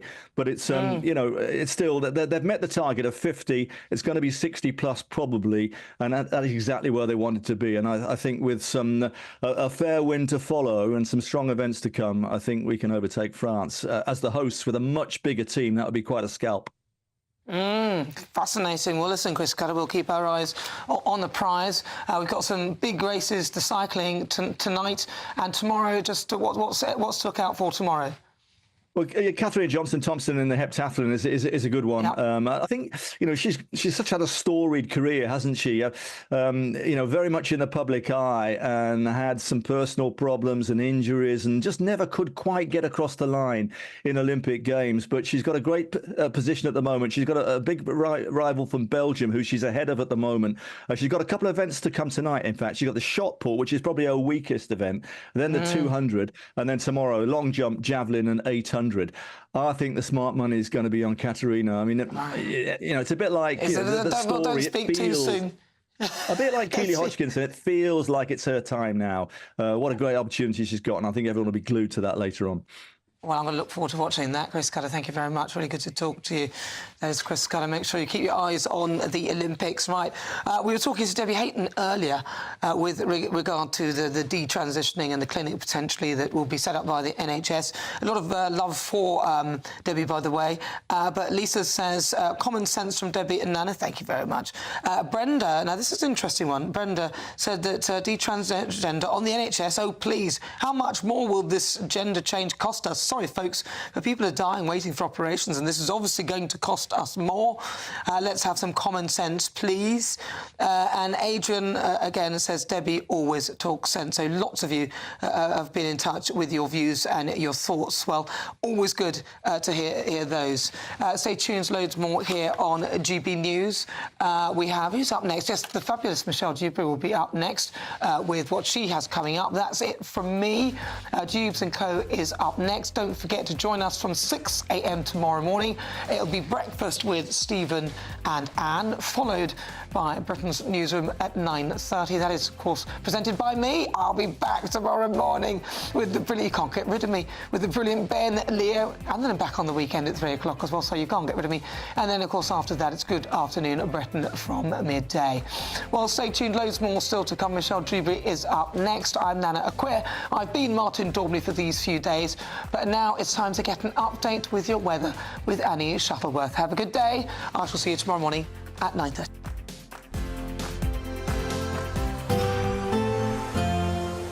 Looks like things are heating up.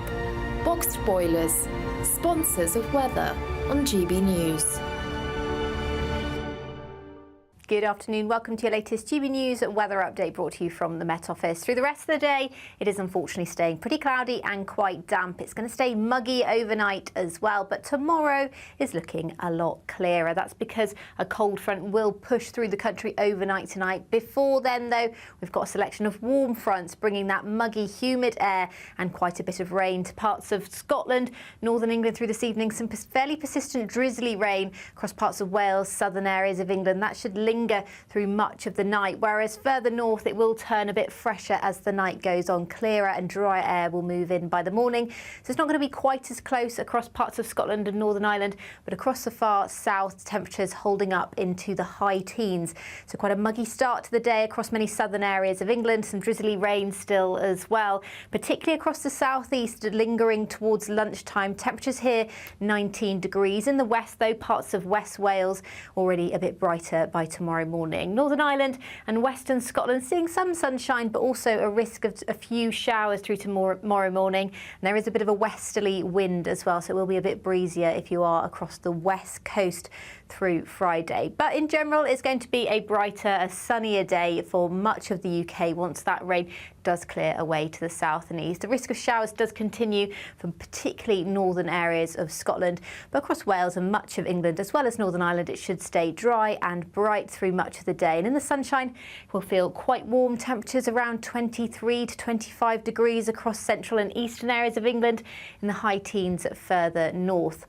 Friday evening doesn't look too bad. Plenty of sunshine to end the working week, but overnight cloud will build once again from the south and west, introducing more humid air for Saturday. Will likely brighten up by the afternoon, but it's Sunday